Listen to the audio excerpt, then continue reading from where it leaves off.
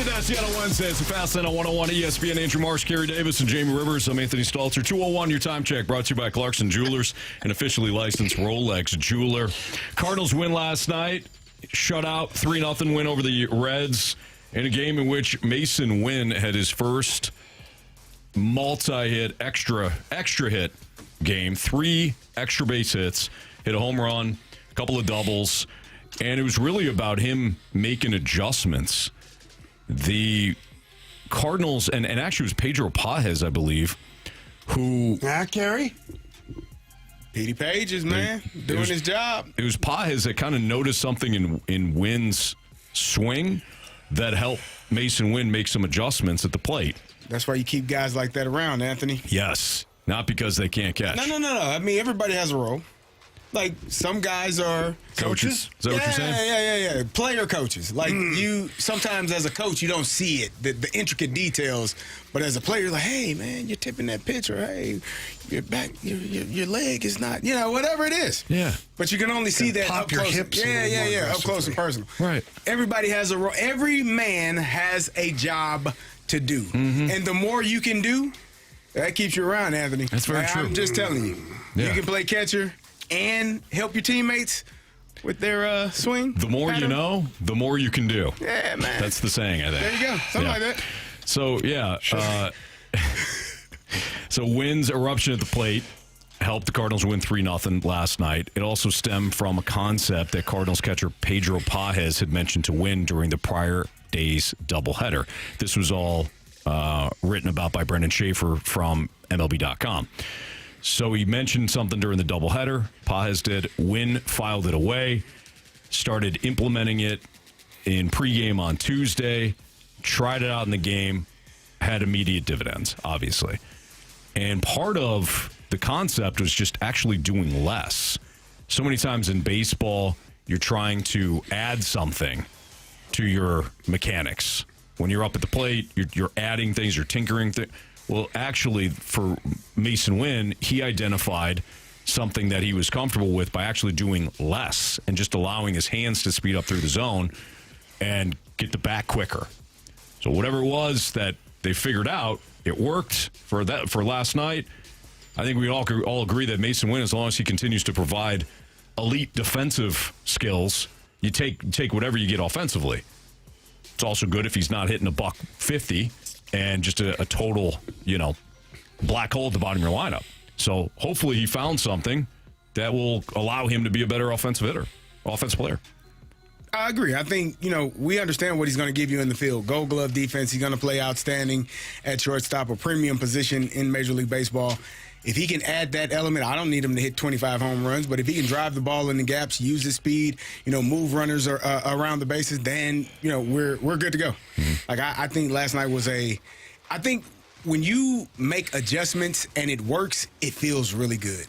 Like, even if you hit the ball well and it lands in the glove, you still can have some residual effect and say, you know what? Okay, I can take something away from that. But to have the adjustments and then have the success, it's the affirmation like, oh, crap. All right, well, let's try this. Yeah, I mean, it's like anybody that plays golf. You work on some things, you tweak some things, you hit a ball really well, you're like, I got to redo that. Can I do it again and again and again?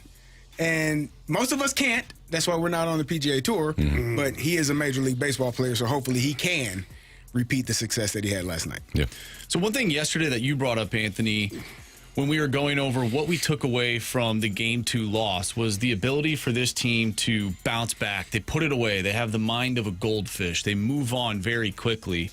And we had people texting in yesterday talking about the double steal incident where Mason Wynn didn't go when Jordan Walker went to third. Base hit from Torres.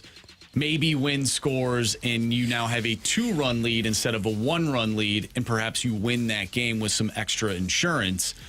And then the check swing, Mason Wynn, he's been struggling at the plate. I thought yesterday was an awesome moment for Mason Wynn to essentially put the team on his back offensively and rebound so quickly. Sometimes it takes a couple of days, but yesterday he bounced back, and that is what a pro does. He put all of that away from a few nights ago and put the team on his back offensively and now who knows what can happen moving forward for Mason Wynn.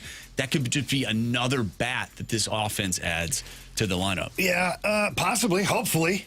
I think you'll still have roller coaster rides with Mason Wynn. I don't think he profiles as a elite offensive player, but you don't need him to be elite because defensively that guy's off the charts. Yep. And I sent you guys a thing the other day that the Cardinals lead all of Major League Baseball in turned double plays. The middle of that infield is ridiculous, and Mason Wynn is a huge part of it. And so, yeah, it's nice when he kicks in offensively. It's nice when it's unexpected. You know, in a game like that where it's scoreless and he's able to provide that offense, it means way more than if you're winning 7-2 and then he chips in 2 or 3 runs on that. It's like, okay, that's great. You know, but where are you when it matters, or can we produce when nobody else is? And he did that. So to me, it shows more than just physical ability. To Marshy's point, it's the mental toughness too, and being able to provide that. So look, I'm a big Mason Wynn fan, whether he's hitting the ball a lot or not. But it sure is nice when he provides some offense. What do you got, Carey? I've been stuck on the goldfish analogy for about 2 minutes. Like, how do we know that goldfish don't have long-term memories? I'm not saying you're wrong. They got little wee brains. I'm just asking.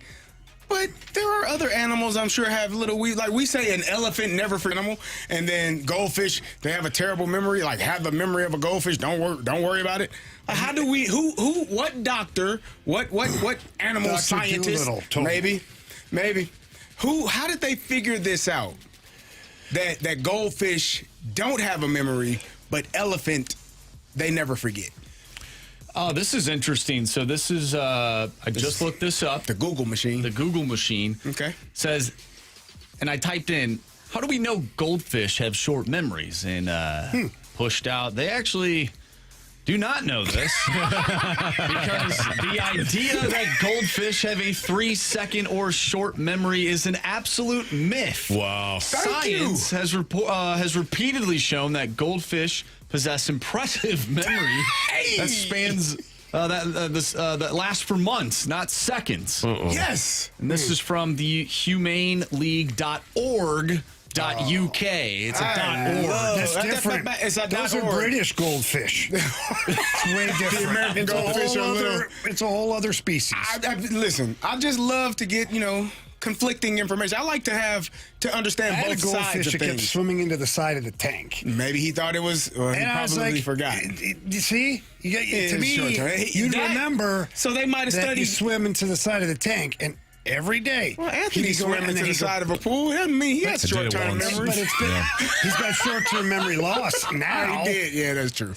Because of that. It is true. But it's been a while since he's done that. Yeah. That's true. That's fair. So we always hear that. That's a good question. I just wondered how we knew that.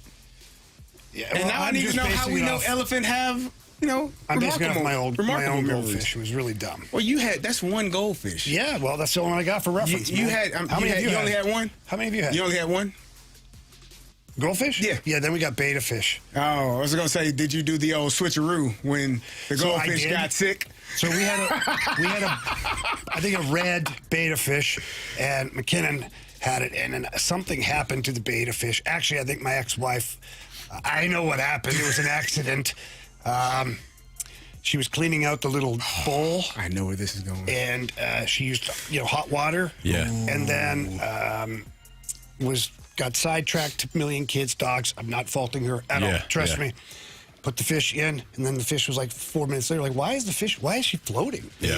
But she ended up poaching the fish. Unfortunately, it wasn't great. So we panicked and went to the store and couldn't find the same size one. And so I was like, screw it. McKenna, she'll never know. She was young. Put this one thing, it's like, put it in the tank. It's fine. She comes home, she goes, oh my God, Ginger hit a growth spurt. Like, look how big. I'm like, well, we've been feeding her some new food. McKinnon. Yeah. Years later, he told her, she's like, yeah. So, all right. So, you guys know I got the pond in the back, right? Small pond in the back. And every spring, I try to clean that thing out because we got pine trees that line the back. It's a pain. I mean, the leaves fall in during the winter and all that. It's nasty, right? These goldfish that we have, I've never put more goldfish in. They've always just repopulated, right? So They stay there through the winter? yeah. Oh, wow. They get low enough. It obviously How deep is freezes it? over. It's probably I don't know. I'd know if you ever invited me over. Maybe but 2 you feet. haven't. Yeah. Your invite's in the mail. About 2 feet. Your It's not old very address. deep at all. He definitely has the wrong address. He showed up to the wrong house. I did, yeah. Still think it's Hey, Jamie's where you fault. guys at? But he's been to my house. So I'm cleaning the pond this spring, right? And I've got a little pond vac. And Oh, no. And sometimes the fish get sucked up and spit out the other side, right? Well, Killing wanted to help. So I'm like, hey, buddy, when the fish pop out, your job is to just get them right back into the water real quick, Ground right? ball. No problem. Got it, Dad. So he's doing it. So at one point, it's like 20 minutes later, I look over. He's in tears. Oh, no. He's in tears. And I'm like, what's wrong, buddy? He goes, there's too many of them. There's too many coming out. He goes, I have small hands. You have bigger hands. And he's crying, right? He is devastated that he can't get the fish back in. And I'm like, oh, buddy, it's all right. So I just come over and I'm like, yeah, there were a lot, like in the grass. He was doing the best he could, but he's grabbing them. Failure. I did. Man. So I'm starting to heave the goldfish back into the pond, right? Because some are a little bit larger, some are real small.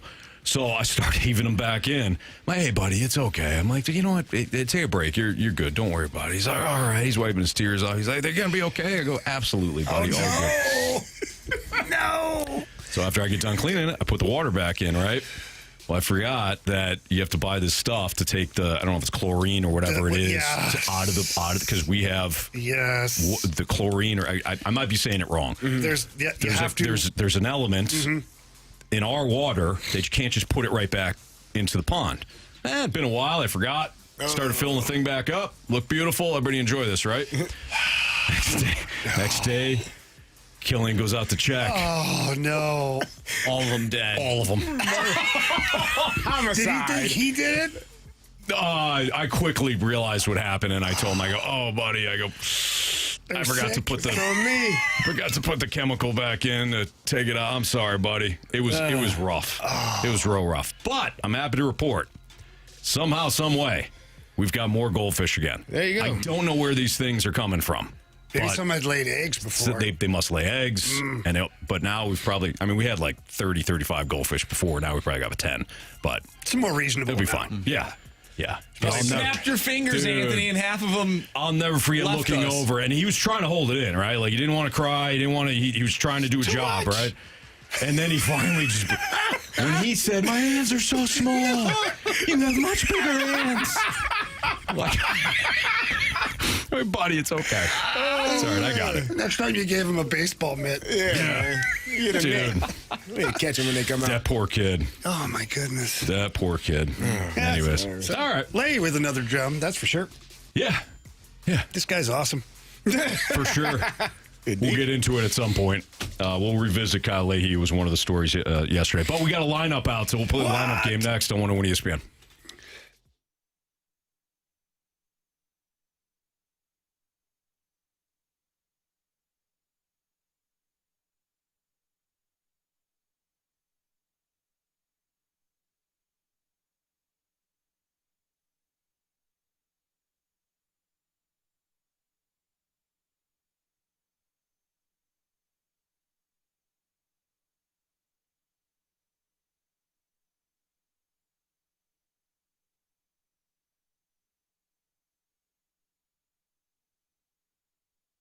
Well, the summer is almost over. Those kids are going back to school, and maybe you still haven't sold your home, or you're thinking about selling your home, but you're not sure if this is the right time of year to do it. Take all the worry off your plate. Call my friend and trusted realtor, Gloria Liu, with your home sold guaranteed realty. Look, she knows exactly how to price your home, and she's been in the area for over 23 years helping thousands of families sell their home. Therefore, she understands the price range that your home should fall into. She has the buyers in waiting. We've talked about this several times before. It basically means there's a lineup for your home. You just have to list it for the right price, and you'll sell quickly for the most money. And Gloria Liu, she gets you to the closing table stress-free. It's the best way to go about it. But you do have to call Gloria Liu. When you call her, please tell her that Jamie Rivers sent you in. Her number, as always, is 314-325-6888. That's 314-325-6888. Or you can always visit GloriaHasTheBuyers.com. As always, the seller and Gloria must agree upon price and possession date.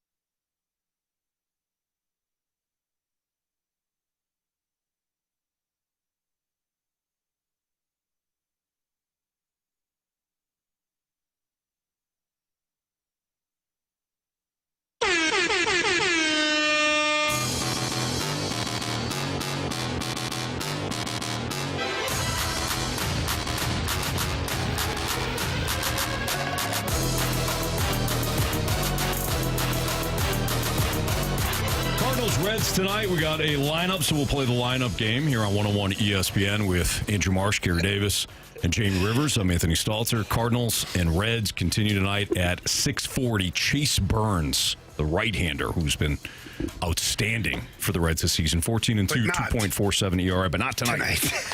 But not tonight. All right, boys. Again, right-hander on the hill for the Reds. Matthew Liberatore on the hill for the Cardinals. Come on, man. Come on, man. Come on. Is it bad that I don't feel optimistic? Didn't he pitch well in his last That's why, you know how it goes, Carey. Oh, crap. Okay. You know how the baseball go. Okay. We actually don't know if he's going to pitch poorly. I mean, At least, well, fairness to him. You're right. We don't know. He might pitch. He might pitch pretty well tonight. He might. He might For shut him 2 down. innings. Yeah, you never know. Just never know. All right, Carey. Show us J.J. Weatherholt. What's the best kind of firework to buy? Wouldn't you like to know, weather boy? Von Herrera. Yep. Show us Ivan Herrera. What's your favorite position? Designated hitter. That's cool with me. It's not my favorite, but I'll do it for you. It's a right-hander on the bump? Mm-hmm. Is it Burley? Mm-hmm. Alec Burleson. He's not some magic star. What? You're insane. He's a huge star at this specific sliver of time. Show us Jordan Walker. That one touched the ground. That one touched the ground. Yeah. What's going on there? I'm just fixing something that's been bugging me. Wait a minute. What have we here? Okay. Do we? Yes, we do. Okay. So, Do it. not moving down? All right. Show us Joshua Baez. You are so wrong. Man. I think he gets a day off, man. He had an RBI last night, man. It didn't You look got that sacrifice fly. You got to do look- your job, Carey, man. it didn't look pretty last night. It was sacrifice fly. Sacrificed himself for Jordan Yeah, Walker. man, so you can score. And the team. That's how you win. And they did. You know what I mean? Do we think he's out of the game today? A little reset for him. That I don't know. All right, so who's here then? Nathan Church? He has hit fifth. Mason Wynn, baby. I think Wynn moves back up. I don't know. Not yet. Church has been here before when it's against a right-hander. Who do you think they go? Church, Baez, Left, right, and then left. win? Right, left. I I think could Wynn might see go up that. to sixth.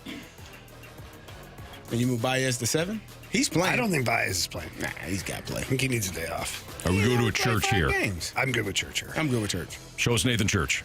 I believe in the Church of Baseball. I've tried all the major religions and most of the minor ones. I think Mason Wynn gets a little bump here from 7 to 6. Okay, I can see that. Carey? I'm okay with that. Okay. Show us. Mason Wynn. Shortstop. That's right. Now and forever and ever, shortstop. We aren't in the top 10. Wait. This is bullshit. He's the best in the business. Best arm in baseball. Now Baez? Jamie doesn't want him to play. He's I sick of want him him. to play. I just don't think he will. don't want to see him. Why would you have him this low? If he's not here, He's then I not don't playing. think he's playing. I don't think he's going to be this low. What do you think? It's for Who do me? you think? Fermin? The Furminator, man. I'm going Baez. Okay, good. Go for You it. make the you okay with that? I would go Fermin. Okay, well then we'll go for me. It is two out of 3. Majority rules. Yeah. But you guys got to call it because you believe it. Show us. Jose Fermin. Not great. Go, Anthony. See, that's why. That's right. Listen, Yeah, that was unfair. Shouldn't have done that. See? What's worse was Carey celebrating us being wrong. Very true. Which is flip why it. I didn't appreciate Don't then flip you jumping on. I didn't Carey. say a word. Go for it. Show us Joshua Baez. You are so wrong. Come on, Jamie. What the hell's wrong with you? I'm sorry you got it wrong, Carey.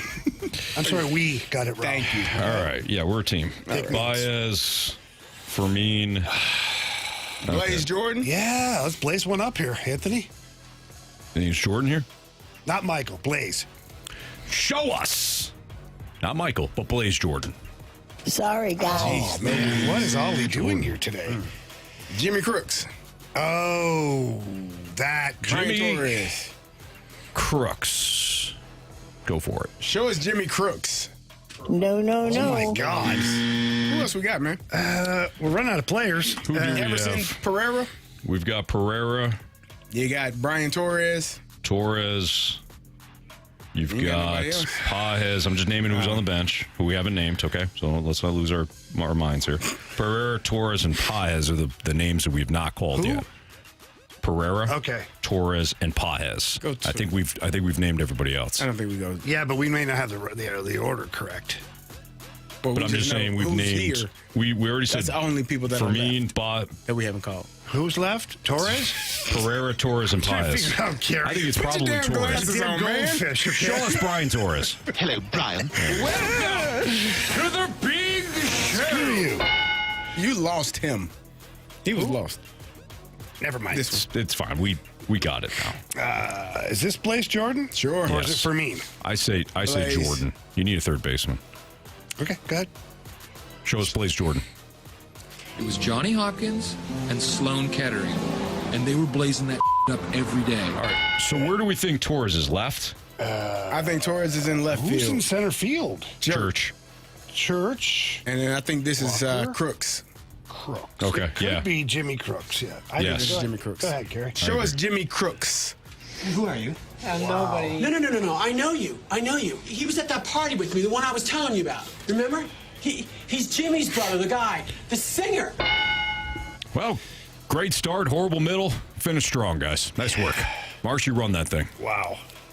All right, leading off, second baseman J.J. Weatherholt batting second. Your DH, Ivan Herrera, batting third. First baseman Alec Burleson. Your cleanup hitter in right field is Jordan Walker, batting fifth. The center fielder, Nathan Church, batting sixth. The shortstop, Mason Wynn, batting seventh. In left field is Brian Torres. Batting eighth, playing third base, is Blaze Jordan. And batting ninth and catching, Jimmy Crooks. Back. Stay fair! Stay fair! Go Phil! I don't believe what I just saw. Home run.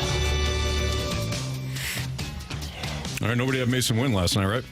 I had him the night before. Dang it. All right, I'm going to go back to the trustworthy Jordan Walker. Come on, man.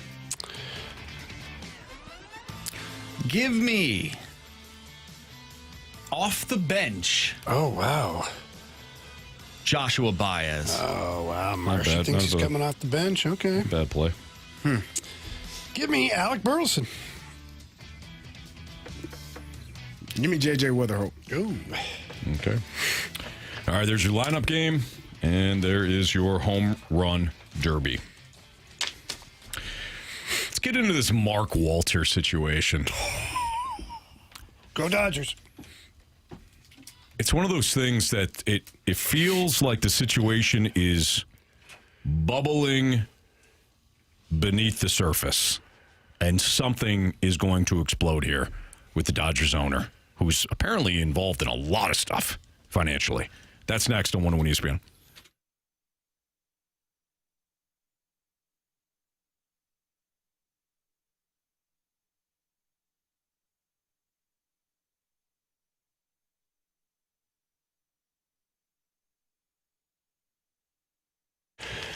Urban Chestnut, they've been pushing out great beers for a long time now.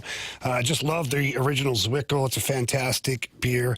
Tastes great. And they now have the Zwickel Light, which I love even more. I got to admit it. It's just, for me, I like to drink a light beer. Don't want to feel bloated at all. And Zwickel Light is crisp, clean, refreshing. Only 95 calories, only 3.7 carbs.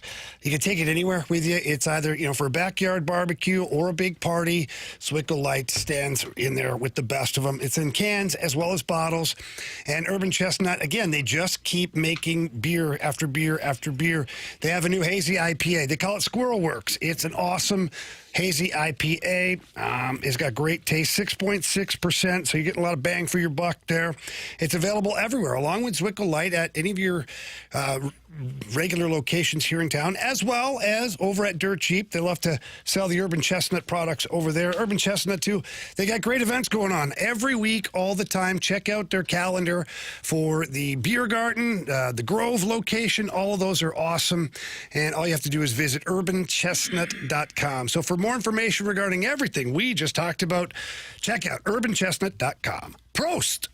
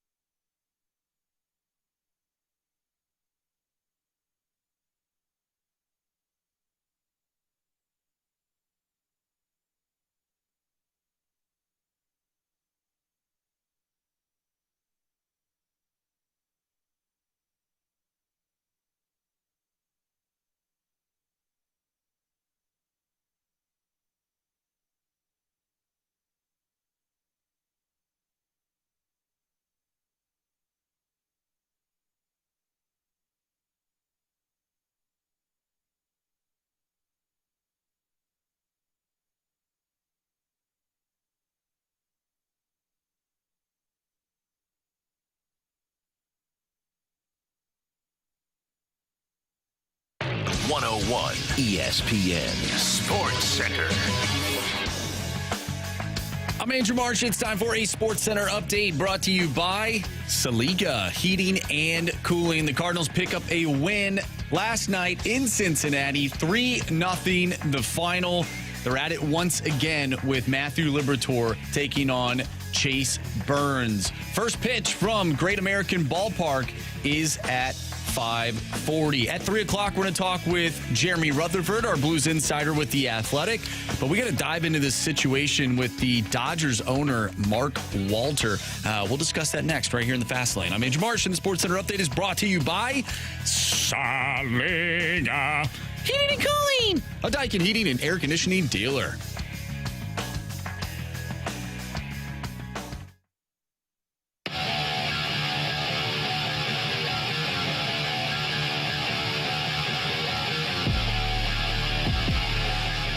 So I fully admit here that I do not have a great grasp on everything that's going on with Mark Walter. Fortunately, we got a guy in Jamie that understands a lot of what's going on from a business standpoint, so Jamie can shed light on it. But let me set the table first. For those of you that don't know, Mark Walter is the owner of the Dodgers. He also has or does own a lot of different entities. The most recent was the Lakers. Mm-hmm. He just sold his majority ownership stake in the Lakers after about 14 months. That's a pretty quick ownership deal. Pretty quick ownership deal. He reportedly bought the controlling interest in the franchise at a valuation of roughly $10 billion, and now the Lakers transaction, that values the team at about $12 billion. So the new ownership group includes former Disney CEO Bob Iger and investment executive Joshua Kushner. So on the surface, a billionaire bought the Lakers, owned them for a little over a year, only one season, and sold them for roughly $2 billion more than he paid. Not a horrible investment, but it is odd, and the timing feels odd. So it's an enormous financial win, but here's why everybody's asking certain questions.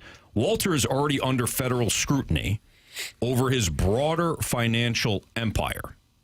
There's various articles that say the DOJ and the SEC are investigating how roughly $16 billion in loans that are connected to Walter or TWG Global, which apparently one of his businesses, ended up on the books of insurance companies that he owns after passing through another entity.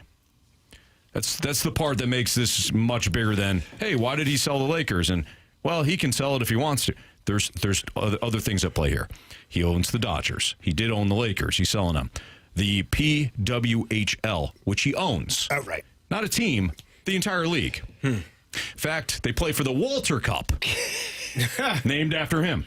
He owns the LA Sparks. He owns Chelsea FC. He owns a Formula One racing team. He owns real estate, insurance companies, private credit, numerous other investments, including that TWG Global. Mm-hmm. So he's got his hand kind of in everything, right? Here's the problem. Really seems like he's robbing Peter to pay Paul constantly. And he might finally, and he hasn't been charged with anything. No. But he's under investigation. Might finally be getting that bill due. Now, Jamie, you can provide some explanation here for what could be happening with Walter and why this is a big deal. I don't have access to court documents or filings or whatnot, so that's obviously difficult to analyze something that I don't know about. Yeah. But what I do know about, and he's not alone, the owner of the Phoenix Suns, and this is what got me onto it, is I saw an article after I saw you post this on the rundown or on our document. I clicked on his situation.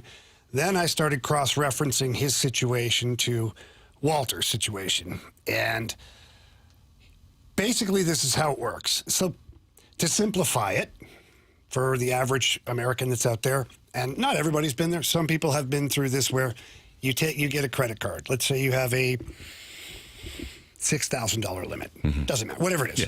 And you run into some harder times. Income's not coming in. The interest rate's a little higher. So you take out another credit card.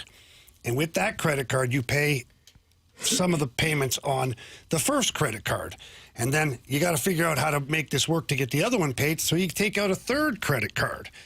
And now you're using credit card A to pay B, B to pay C, C to pay A. And you create this little triangle effect so that you're always making your payments. You're not really doing anything, but you're keeping all the creditors happy because they receive their payments every month. This is a version of that, to where the insurance companies, in the Suns owner's particular case, JP Morgan, provided him with insurance money in the billions based upon the fact that his company, he took stocks from his company and used them as the guarantee for the loan on the money. His stocks at the time were valued at $4 billion or something like that. And so JP Morgan had no problem with that. It all worked out. Okay, he's making his payments. We're good here. Then the stocks that he used as collateral crashed. They're only worth $1.5 billion now. So there's a bit of a cash call here by JP Morgan saying, we're way off now on the loan / what you owe, what you're able to pay back. So if we call in the loan right now, you can't pay it. You're $3 billion or 3-point-something billion shy of being able to pay it. So he's at risk of, if they call it in, he'll have to sell the team to somebody else who will do the same thing with an insurance company, get a loan and pay off his $4 billion, and he'll pay off JP Morgan. This is what's happening too with Walter. That's why he's selling the Chelsea team, and that's why he sold the Lakers team. He's trying to use those billions that he's accrued out there to now counterset or offset the money that he has into the Dodgers. He hasn't brought the PWHL into it yet because although he owns the league, there's several owners of different teams. He'd have a whole different set of hoops to have to jump through at that point. Right. You can't just sell one team. He owns the whole league. He owns the whole league, and then the owners will be like, what do you mean you can't sell the league? So, and I think he's got to do it pretty quickly, too. He does, because what he did, in my opinion, don't know everything, but he used his own insurance companies that he owned to create valuations of what it was worth. So the insurance company would now give him more access to more money based upon what they evaluated rather than actual collateral that's coming back or actual valuations.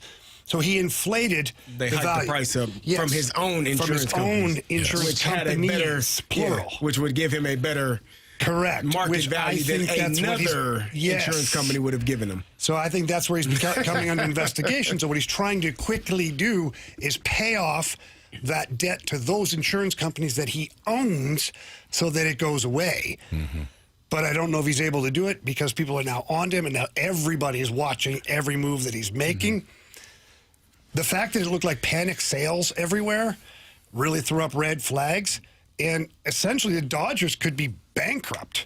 That was the question that I asked you in the office, because we understand that there are a lot of deferred contracts on that Dodgers roster. Some guys, I don't know, making $1 million and going to be paid $50 or $60 million a year in a few years. But how? If you don't have, if there's nothing, where are you going to get it from? If there is actually nothing there to and Major League Baseball right now is crapping their pants too, because every contract that goes through in professional sports, it gets approved by the players' union, and then the league itself has to rubber stamp the deal as well as the team that's providing it. So that means the league now will have approved a contract that it shouldn't have because they didn't do their due diligence enough to go make sure that the funds would actually be there in the future. So I don't know where this goes ultimately. So like Shohei Ohtani's money, all that stuff. It's like $600 million. And this TV deal that this guy orchestrated, he was part of the network that orchestrated the great Lush TV deal for the Dodgers. So the Dodgers essentially, if the banks or the insurance companies were called in the loans, they're bankrupt. And good luck trying to sell with that much deferred money on the books. Yeah, because whoever buys it, you got to pay the freight on that. So why would anybody buy the Dodgers knowing that all the money that's got to be paid eventually is going to come out of your profits over time? So this guy is in some deep They still can sell it, but it's going to sell for not what he would like to sell it for. Well, now it's terrible for him Yeah. Because now, if let's say, value Carey, is you and I have $10 billion, $12 billion laying around, okay? Yeah. We walk up and we go, we'll give you 9. Yeah, right. At most. Well, okay, well, then go find that. Get it. Go for it. Yeah, there you Good go. luck. Good luck paying those deferred money with the money you don't have. The money and the fact that he's under the pressure to get money, he's more likely to sell for less than what it is actually worth. And one thing to note here, too, the Mahomes long body brought up, the other day we kind of shrugged off Shohei Ohtani opting out as a Dodger if the ownership changed. Right now, Shohei still has that opportunity. If for some reason this guy goes bankrupt or the league takes his ownership away or something happens, Shohei can say, hey, Dodgers, kiss my... Yeah. I'm out Gotta here. go. They'd still owe him money, though. They'd still owe him money. Yeah. So it's a really, really crazy situation for this guy in particular, for the Suns owner as well. It's also it's a cautionary tale for anybody who is trying to buy a sports franchise for all these billions of dollars, because we all know their net worth isn't their actual true dollar value worth. So the net worth, again, it's like a fictitious credit card. Like, because Carey, if you had a credit limit of, I don't know, $1 million, not saying you're not worth $1 million, but I'm just saying, if you have $1 million, but you're only worth $200,000, well, here's your credit card. I'm $800,000 in the hole. Yes, correct. And so when the cash call comes, you don't have the liquid money. Right. It makes it difficult. Yeah. Do you guys think that something like this could sink the Dodgers or stop whatever they're doing now in terms of winning? Or do you think a Major League Baseball salary cap would do that? I don't know I don't know how you save this right now. Without somebody coming up with all that money. I think this would, if anything, lead to ending deferred contracts. Like, this could be a test case to say, hey, you could be Bobby Bonilla, or you could be one of these Dodger players and potentially not have any money to be deferred in 10 to 15 years. Yeah. Which is a scary thing. Like, to me, it's just, like you said, it's money being moved around and no money really coming in like it needs to be able to pay the real bills. And for all the people out there that said, man, just, you know what, do what the Dodgers do. Anybody could do what the Dodgers do. I don't know if you want to do that right now. No, well, you could. Just like all of us could go out there and buy a bunch of different cars if we get the loans. Yeah. And, hey, we're driving these cars. I got a Lamborghini out there. Anybody can own a Lambo. You can. You can if you get the loan. How are you going to pay for it, though? So I love how Stan Kasten, too, and look, what else is he going to say? Okay, I'm not criticizing him, but Stan Kasten is the Dodgers president. And after the Lakers got sold, he's like, look, that's a Lakers story, not a Dodgers story. Oh, man. Not if you're owner and all his financial stuff. His financial world is incredibly interconnected. Everything's connected. Like Jamie was just kind of breaking down. You got insurance companies saying, hey, this is what it's worth. It's his insurance company. That in and of itself is shady business. Yes. Like that is. So you can't say it's a Lakers story. No, it's very much connected to the Dodgers. I'm going to tell you how much you should feel that this is worth. We're going to loan you even more than what it's worth. Well, based on what? You look like you're good. You look like you're good for it. Well, Major League Baseball has stepped in it with this Dodger situation. It's bad, and the bill's coming due for not only Dodgers but Major League Baseball. Yeah. So good luck with that, gang. Good luck with that. All right. Yes. You like what the Cardinals are doing right now? Love it. Yes. Me too. They're building. They are building. They are building. All right. Fastlane on 101 ESPN. Speaking of the Cardinals, let's get into Kyle Leahy. We talked a lot about Mason Wynn in the opening segment. Let's get into Leahy. Not efficient, certainly effective, though, against the Reds last night. That's next on 101 ESPN.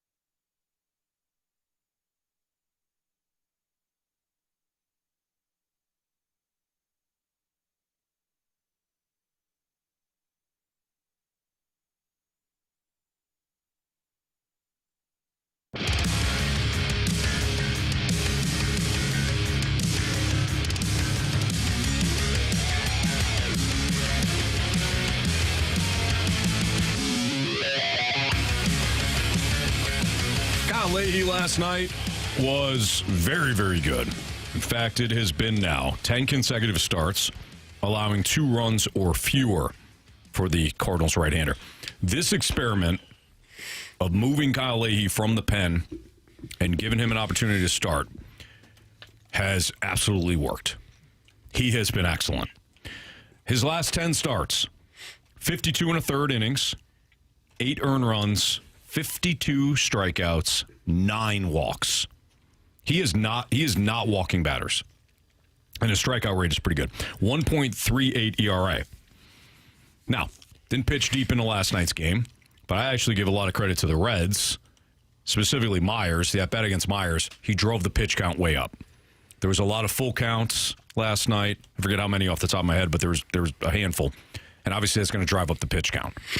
They're also, the Cardinals are trying to manage his innings. It's the biggest workload he's ever had, and they're trying to make sure that they can get him through the season without causing, obviously, any damage to his arm. But last night, once again, has proved that Kyle Leahy, in my opinion, I think we're all there too, has easily been the Cardinals' best and most consistent starter, and that includes Michael McGreevy. There's 2 other guys that in a span of 10 games for the Cardinals had an under 2 ERA. Not this year. In ever, Bob. Bob Gibson and Adam Wainwright. No kidding. Had a span like this. Wow. Only 2 names. So that's pretty good company. Now, yeah. Asterisks. Put Bob Gibson timestamp pitched. it, Marshy. Huh? Timestamp it. But Bob Gibson pitched mostly complete games. Mm-hmm. And Adam Wainwright pitched deeper into the ball game as well. So I'm not taking away from Kyle Leahy, but 5 innings is not 9. Yeah. Now, that being said, he's also under a pitch or innings or pitch count. Like, they're monitoring him now, as they should. This is foreign territory for him. And if you've got a guy that can potentially be this good, you don't want him blowing out his arm just because you get a little reckless with him. Right. He's been fantastic. I was one of the biggest skeptics to start the season. Thought even a few games in, I thought this is not going to last long. I can't wait to get somebody in here, push him back to the bullpen. Now he's your number 1 guy. Yep. Statistically, anyways. I was on the. I have been, kind of a proponent of. Oh, they need to go deeper in innings, right? Mm-hmm. I've often said that it's one of the things that frustrate me about this new age baseball. But I kind of had an epiphany, I guess, so to speak, a light bulb moment. A revelation. That maybe part of this is, like Jamie said, there's a pitch count. We don't want to overextend these guys. And as they continue to mature in their careers, as they become second-year starting pitchers or third years or fourth year, then we can allow them to pitch more innings. We can give them the 6th inning, the 7th inning. I think Ali is doing... And I think some of it came to me when he was talking about the Game 1 situation in the doubleheader the other day. Mm-hmm. There was no way he was going to pitch Riley O'Brien in Game 2. Stanek, none of those guys were going to get an opportunity because they just pitched, like I said, 4 or 5 hours earlier. Sure. And it's all about making sure your guys stay healthy. I was listening to him talk about it. He said they can't afford for anyone in that bullpen to go down. Mm-hmm. So they're not going to put them in that position. And I think that would extend to the starting rotation as well. We can't afford for these guys to go down and be injured. So we're not going to put them in a position where they're going to overextend themselves. Not yet. Right. Maybe in year 2 of this project. Maybe in year 3 or 4. Palante it has pitched, enough innings to be able to withstand it. Matthew Liberatore has as well. McGreevy and Kyle Leahy haven't yet. This is the most innings that they've pitched in their entire career in a season. So when you're looking at it, maybe you're saying, maybe Ollie does know what the hell he's doing. Mm-hmm. Who would say that out loud? Don't you dare say that. But I'm going to say it. Maybe Ollie Marmol knows what the hell he's doing. Maybe guys should just let him do his job. He's been doing a fantastic one. Quick question for you guys is I think about these innings pitched and max innings and, what if the Cardinals do make the postseason? How do you handle this? And what if you're a game out with 15 games left and you're hoping Leahy has 2 starts in him? Yeah. Let him go. You want to cut But then what if he gets hurt? No. He said let him pitch. Oh, he said let him go. I thought why would you cut him? He's pitching so well. What if he got injured last start. You know, an injury I'm with is an you, injury. but I'm just saying it's going to be interesting to see how they handle it. For sure. It will absolutely be interesting to see how they handle it. But I do think they can manage the situation and let him. Well, does he go 3 innings in the future? 4 innings? Maybe they do a bring up piggyback situation to try more arms in September. But they can. So, yeah, they can bring somebody up 2 to more. help. Yep. Well, help and assist. But only one guy what they're can doing. pitch at a time. Oh shoot! Typically in the postseason, though, those starters have a quick leash. Yep. And if you move a few other starters into the bullpen, we've seen it in the regular season where it's almost like a piggyback situation where you could have 2 starters go in the same game, which would help your bullpen as well. Sure. So maybe that's something that they look at. One guy that comes to my mind, he's pitching tonight, is Matthew Liberatore, and he's been so up and down. But at one point, we had the idea of throwing Leahy back into the bullpen, and we were wrong. Mm-hmm. We were wrong about that. So I just wonder if the Cardinals, because of what, and I asked you guys this question a month or so ago, but I wonder if they look at Kyle Leahy and what he has been able to do and the upside that he has, and they look at Matthew Liberatore and they see that upside. They see what he can do when his curveball is on. I mean, he was dealing against the Cubs the other day. Like, when he is on, he is kind of unhittable. That's the poison. I just wonder how long they're going to let that ride, knowing that you have Palante, who's made strides this year, Leahy, who's done it midseason. Can they get that out of Matthew Liberatore? Well, no, not right now. The answer is no, because we're still questioning it, and it's August. I don't know how much has to change for us to swing that answer to yes. But would he have to deal the rest of his starts? Probably. Would that still change would that change your mind, or would you still question everything? You're probably still questioning it. Mm-hmm. But at least if he does deal the rest of his starts, which is unrealistic, at least the conversation shifts a little bit. But I don't know if you're feeling necessarily better about it, because again, you've already seen a lot of what has transpired. All right, it's Fastlane on 101 ESPN. Jeremy Rutherford, our Blues insider with The Athletic, will join us next.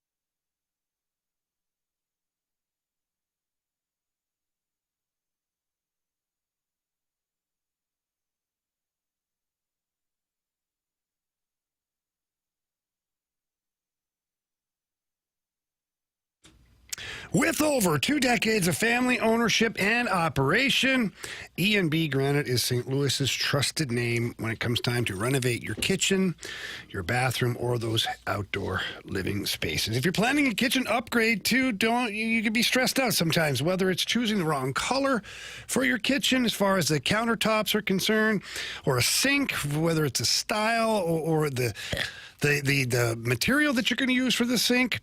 Or maybe you just forget sometimes that lighting sometimes changes the way your countertop looks. Well, go down and visit my friends at E&B Granite at 6135 Manchester Avenue. Walk in, talk to the in-house design staff, and they will take you into the back of the warehouse and show you all the countertops. You can flash light on it. You can walk around it. You can take a look, making sure that you like the color, the pattern, the texture, whatever it is. And those countertops, by the way, they've got them all. Granite, quartz, marble. They've got designer cabinets for all different types of budgets. They've got great flooring. They really are the best in the business. The technicians are fantastic. And when they're done, your home looks like it's ready for the cover of a magazine. So again, get down there in person or call and book an appointment. 314-645-9300. That's 314-645-9300. Or you can always visit enbgranite.com.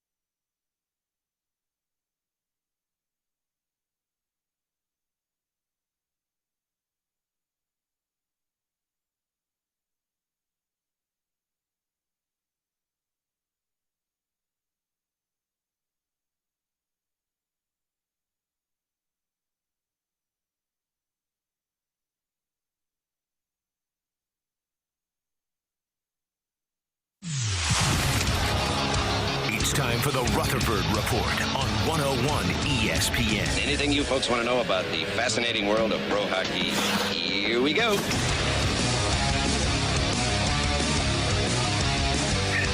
It's Fastlane on 101 ESPN 301. Your time check brought to you by Clarkson Jewelers, an officially licensed Rolex jeweler with Andrew Marsh, Carey Davis, and Jamie Rivers. I'm Anthony Stalter. And we head to the Callier and Thompson phone line. We're joined by our guy, Jeremy Rutherford. What's up, JR? Not too much. Marshy moved on from me quickly. I was explaining to him the impact of not watching the news and eating some lettuce that you probably shouldn't eat. Oh, no. What happens as a result? And he goes, I got to go. Here's the boy. So, JR, honestly, though, that's what you get for mixing in a salad. I knew it. I shouldn't have had one. Right. Hey, I'll tell you what, though. It is a good diet, though. The appetite was limited and lost about 12 pounds. Oh, good for you. Wow. Nice. How much did you have inside you, JR? Oh, man. My goodness. I think he's talking about overall, guys. I don't know if it's just the one I thought time. he was weighing. Yeah, I don't think it's just the one time. JR, one of your recent articles at The Athletic talked about you were answering 5 questions as training camp looms, and one of the biggest questions was who do you pair with Philip Broberg? But I want to ask you, what did you find to be the most fascinating of the training camp questions? Yeah, I think the one thing I just want to be clear on is those weren't the 5 most pressing. There's going to be plenty of time to get into Mason McTavish and some other issues. I just wanted to touch on 5 topics that people are going to be talking about, and one of them will be the defensive pairings and who's paired with Philip Broberg. And last year at the end of the season, we saw that was Logan Mailloux, and that was some of his best hockey of the year. So do the Blues come back with Mailloux in that top pair? Is it Colton Parayko, who had a lot of time with Philip Broberg last year? The one thing I just tried to illustrate in the article is, Philip Broberg is absolutely ready to take off, I think, and be the force that everybody thinks he can be.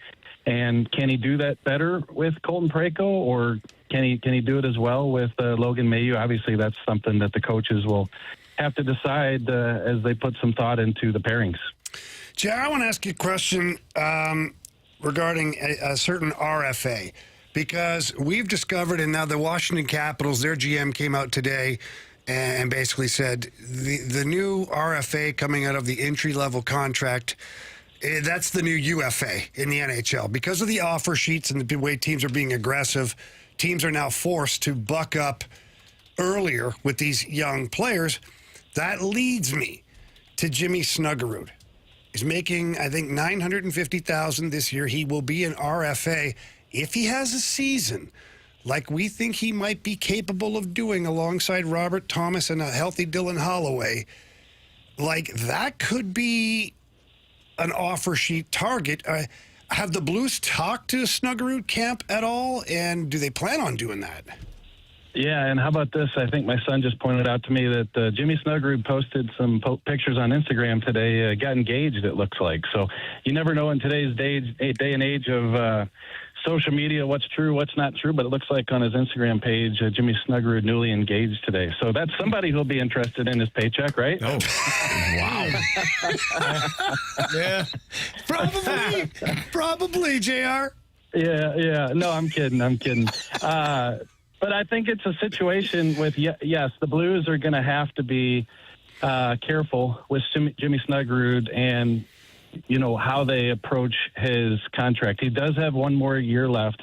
I agree with you 100% that RFAs today entering that final year, it's a gamble because do you go ahead and pay them ahead of time?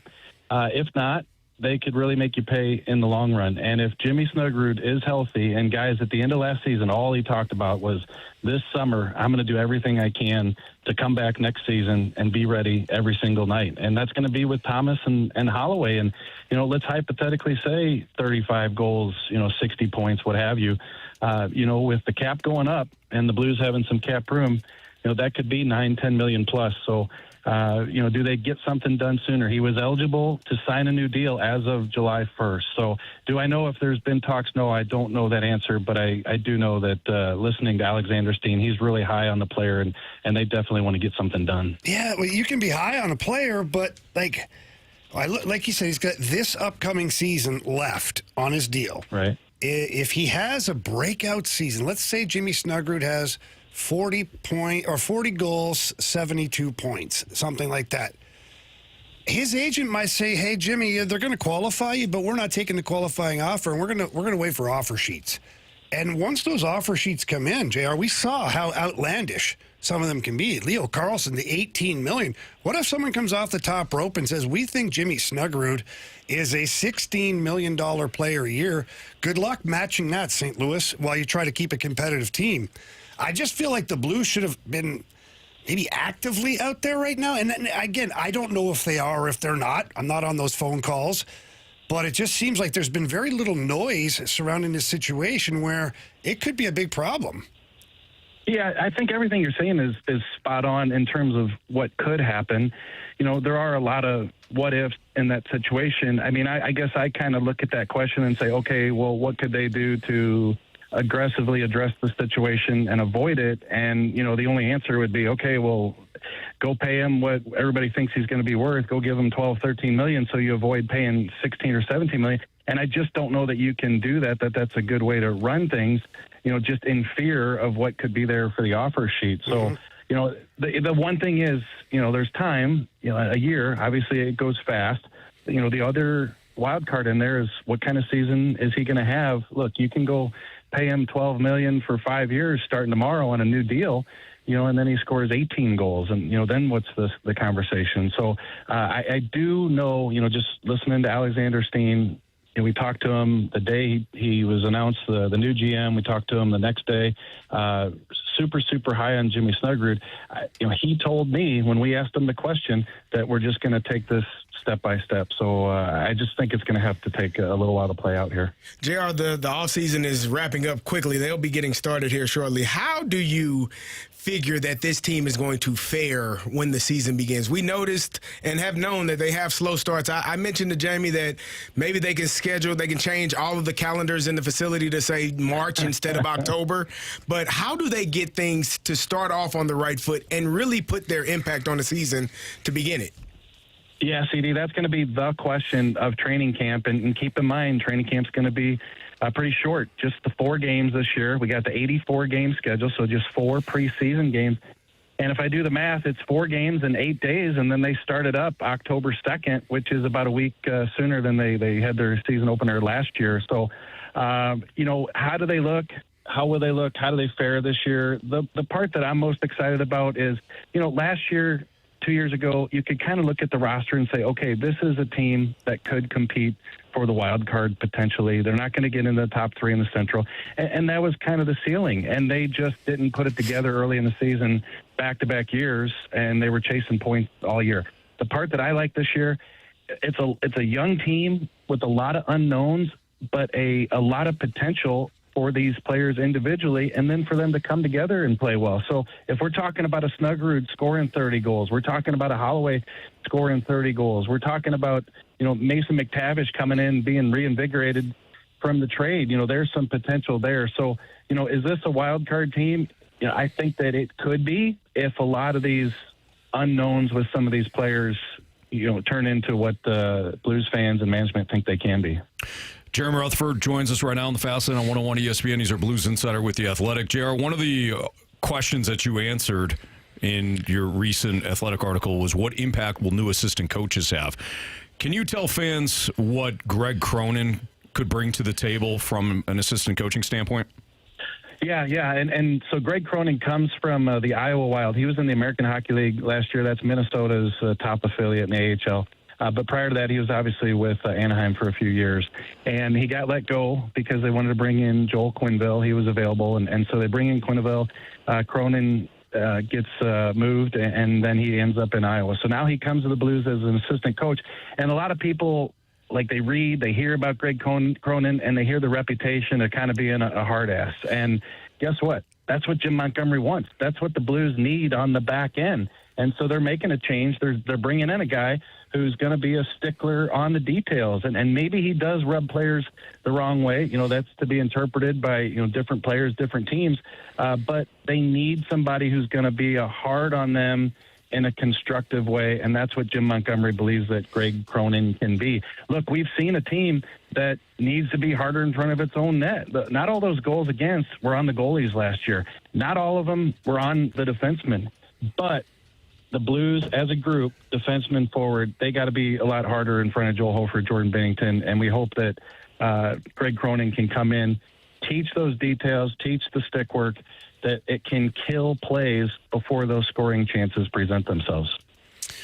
JR, training camp just around the corner.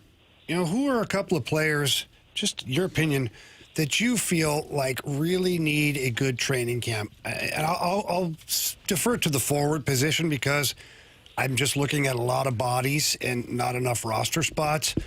But who's a couple of guys that you think, man, they really need to come in and have a competitive training camp? Yeah, there's like 17 forwards, I think, that are competing for the 14 spots, assuming they'll keep the max 14.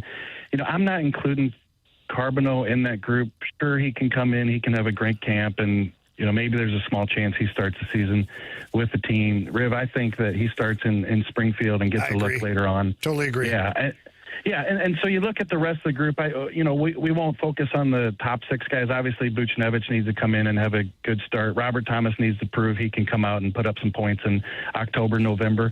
But you look at that middle sixth, even the fourth line, guys who are going to be fighting for spots there. Dalibor Dvorsky is going to come in. Now he's not the number 2. He's the number 3. He needs to continue to show that he can produce. Guys like Berggren, guys like Stenberg. Does Stenberg want to get moved out of a spot, because the Blues have signed some guys in the bottom 6? No, he wants to show that he can play. I think that Ross Johnston comes in here and he's going to have a lineup spot on most nights because the Blues want to add that toughness. What does that do for guys like Nathan Walker, Oscar Sundqvist, Alexei Toropchenko? So, I think that there's going to be a lot of competition in that bottom 6, and particularly the fourth line and those final 2 spots on the roster up front. And those are some of the names I think that are in that mix. JR, great stuff as usual. Looking forward to chatting with you weekly, especially during the Blues season. Keep up the great work, man. All right, thanks, guys. Talk to you later. Take care. That's our guy, Jeremy Rutherford, at JP Rutherford on X. If you want to give him a follow, I'm sure you already are, for great Blues content. He also posts all of his articles at The Athletic. Why don't we do a Sports Six-Pack? Part 1, 314-399-9646, the Air Comfort Service text line. Again, 314-399-9646 is our Air Comfort Service text line. So if you have any questions for us, send them there. We'll answer them next on 101 ESPN.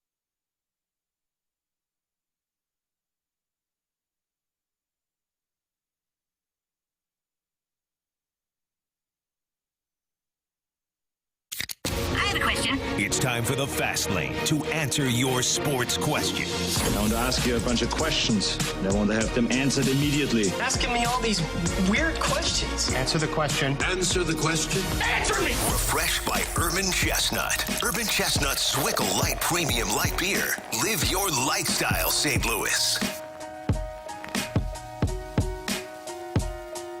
Sports Six Pack Part 1, 314-399-9646, the Air Comfort Service text line. You got any questions for us? Send it in now, and we'll answer them over the next 2 segments. Question 1, please, Marsh. Question number 1. All right, from the 314. If the Cardinals end up making the playoffs, how far do you think they will go? All the way, baby. All the way. All those problems in L.A. right now, they're screwed. No, I don't know. They would play the Dodgers right away? No. I think that's how it would. I mean, yeah, if you're because the third Brewers wild are card, the best team in the National League right now. Yeah. So currently, if the playoffs, let's say the Cardinals were in that third spot and the divisions were set how they are right now, they would take on the Braves. Oh, I don't hate that. Well, they've had some success against the Braves, but I don't know how much you can. You only got to win, what, 2 games? Yeah, it's a 3-game series. Yes. And it would be in Atlanta. Where home. I don't think that home field matters that much in baseball. Cardinals have actually been pretty good on the road this year too. Yeah. Look, do I Certainly think more home runs? Yes. Do I think they can win a playoff series regardless of the opponent? Absolutely. Do I think they can win multiple playoff series? No. So I wouldn't put them past. So one and second done round. Yeah, but I mean that would be making the playoffs would be outstanding based on what our expectations were at the start. The fact that any team can win a playoff series. They could. Would I bank on it? Would I think they'd be favored? No. But could it happen? Yeah, we've seen plenty of upsets in the wild card round. Yeah, last year the Reds didn't really give the Dodgers anything to, nothing. I think the Cardinals could at least force a game 3. Sure. And then, anything can happen at that spot. But if you have to take on the Brewers for a 5-game series, now you kind of lost me there. It's going to be tough. Could they do it? Maybe. But, I don't know. It'd be tough. Yeah. That would be tough. Agreed. Question number 2. All right. Let's go to... Let's see here. Why don't we go to the Water Boy? Which AFC and NFC conferences will the only... Wait, hang on a second. Divisions. Says which AFC and NFC... I'm just going to read it how he typed it. Oh, boy. And then we should start doing we that. can decipher what the actual question is. Anyone. Which AFC and NFC conferences will only have one team, division winner, make the playoffs? I'm guessing the South, but maybe you'll surprise me. Okay, so... Which conference will only have one in team? each conference? Yeah, now he texted divisions. Divisions, okay. That's The NFC South. The NFC South, for sure. Huh? What'd you say? I said, damn it, Waterboy. Oh, yeah, the NFC South will have one representative. Yep. You getting 2 out of there, brother. Nope. And why is that? They stink. They gotta, honestly, because they gotta have one. The AFC South might be in the same boat. I can see the AFC South. I wouldn't sleep on the AFC West. The AFC South had 2 last year. Mm-hmm. I wouldn't sleep on the AFC West, having only one. They only had one I'm last sorry, year. AFC East. Excuse me, AFC East. Then the AFC South, West only had one last year. No, the Chargers made it. They had the Chargers and then the Broncos. Broncos. I can 3 see of them could make it this year. I can see the AFC East only having one. I can see it just being the Bills. If the Patriots have a hangover. Did you forget that the Patriots made it to the Super Bowl last year? Do you have a hangover today? No. You don't like the Patriots? He hates them. It's okay. Bill Belichick not there no more, brother. You can like him now. No, They added AJ Brown. Yeah, but easier Boston schedule last sports year. Fans, man, you can't root for those people. Easier schedule last year, harder schedule this year. That's Super Bowl hangover, which is real for the loser. It's not a real thing. It certainly is. Okay. Unlike that goldfish situation that we got to the bottom of earlier. No, it absolutely is a thing. So, yeah, I can see the AFC East only having one. So you're getting 3 teams from the AFC North, one team, 2. What? 2 to 3 in the AFC West. I could see 2. One team from the AFC West. Wow. One team from the AFC South. Same thing as me. And then 2 teams from the The AFC East. Okay. That's my math is right. That's So second. you're saying the AFC South is the team it's the weakest link. is the division that only That's has the weakest one. link. Yeah. Okay. Texans, we don't know what their quarterback play is going to be. AFC Jacksonville, they did well last year and won like 13 games. But that AFC North, man, that's a gauntlet. AFC North, one quarterback away from getting all 4 teams into the playoffs. Yeah, man. Possibly. Could be you. Could be. Marsh, yours? Oh, no, the NFC South. And? You have an AFC South. Okay. Hey, no. Don't do it. No. He's reconsidering. He's reconsidering, folks. He's thinking about it? He's thinking about it. No, I think you're right, Anthony. I think it's the AFC East. Okay. I don't see the Patriots getting back to the playoffs this year. I think they regroup. Okay. They regroup, reset, come back next year. Patriots going to surprise you fools. Are they? No, they already surprised us last year. I'm with you, Jamie. Let's go, baby. Patriots going to surprise you fools, man. Now they have expectations. So, Drake May and A.J. Brown. a lot of drama Stevenson? going on. We ain't even thought about that. Travion Stevenson. Last time we heard about that. Travion Stevenson. Travion Henderson. There it is. Combined them. You combine the two Patriots Put 'em running backs, together. put them right together. Travion Henderson and Ramondre Stevenson. Yes, sir. Yeah. That'd be nice if Henderson could actually get the ball for a They change. should give him the ball more. Something to think about. When Stevenson was injured, it was amazing what Henderson could do. Right. It's pretty dang gone good. Yeah. Question number 3. All right, this is interesting. This one's from Chester, a.k.a. Marsh's college program. If the Dodgers owner's issues allegedly become not so allegedly, how would we look at this recent run of titles moving forward? Say that again. If the Dodgers owner's issues, Mark Walter, allegedly become not so allegedly, how would we look at this recent run of titles moving forward? The players still... Right. Yeah. They still won. They're still World Series champs. I think he's saying, but the fact that they were able to get those players in the manner in which some people would talk about, like some people might think is illegal at this point if they have no money. To me, I'd say the Major League Baseball messed up, greased the wheels for the Dodgers by allowing this all to happen. Oh, man.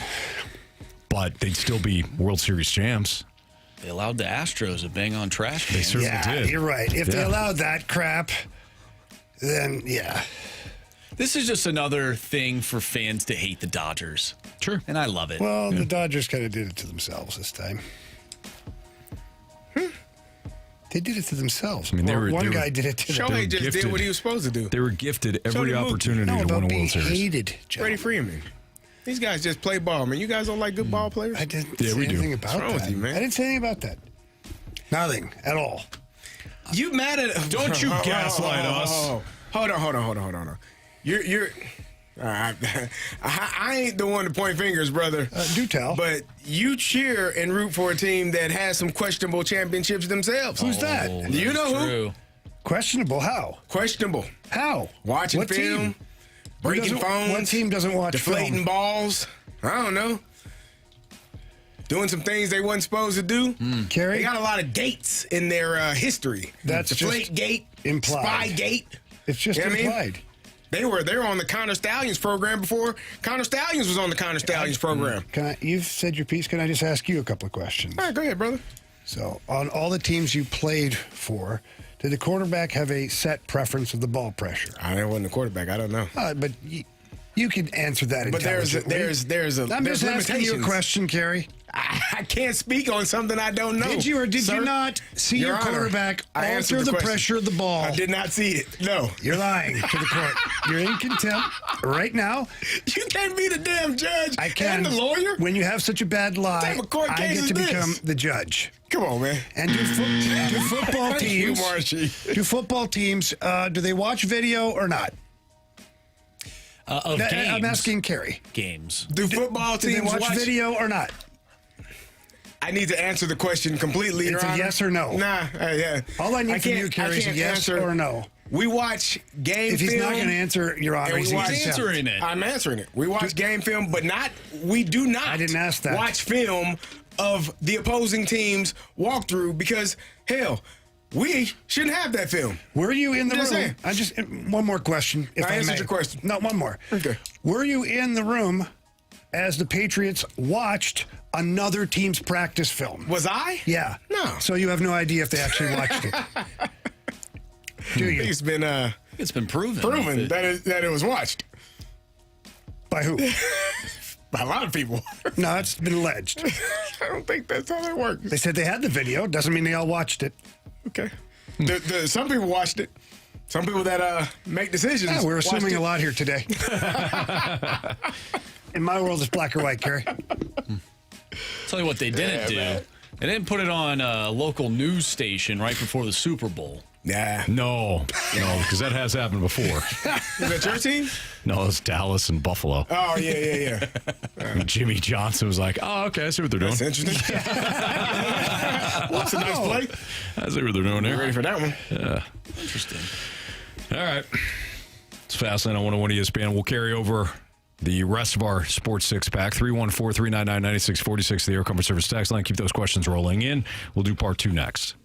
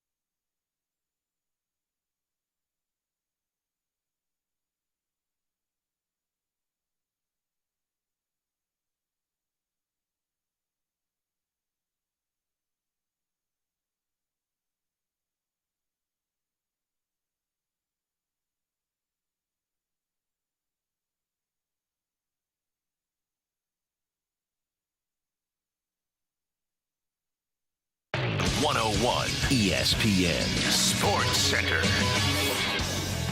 I'm Andrew Marsh. It's time for a Sports Center update brought to you by Universal Windows Direct. The Cardinals take on the Reds once again tonight. Matthew Liberatore on the mound. He'll face off against Chase Burns. First pitch from Great American Ballpark is at 5:40. The Cards currently sit 3 games back of that final wild card spot, which is occupied by the San Diego Padres. Earlier today, we talked with Blues insider with The Athletic, Jeremy Rutherford. If you missed that interview or anything from today's show, make sure you go to 101ESPN.com or check out the free Dobbs Tire and Auto Center's 101 ESPN mobile app.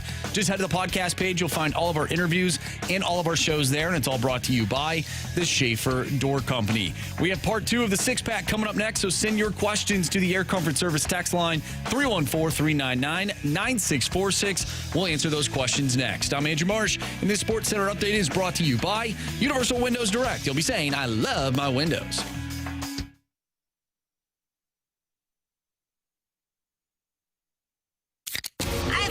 It's time for the Fast Lane to answer your sports questions. I want to ask you a bunch of questions. I want to have them answered immediately. Asking me all these weird questions. Answer the question. Answer the question. Answer me! Refreshed by Urban Chestnut. Urban Chestnut Swickle Light Premium Light Beer. Live your lifestyle, St. Louis.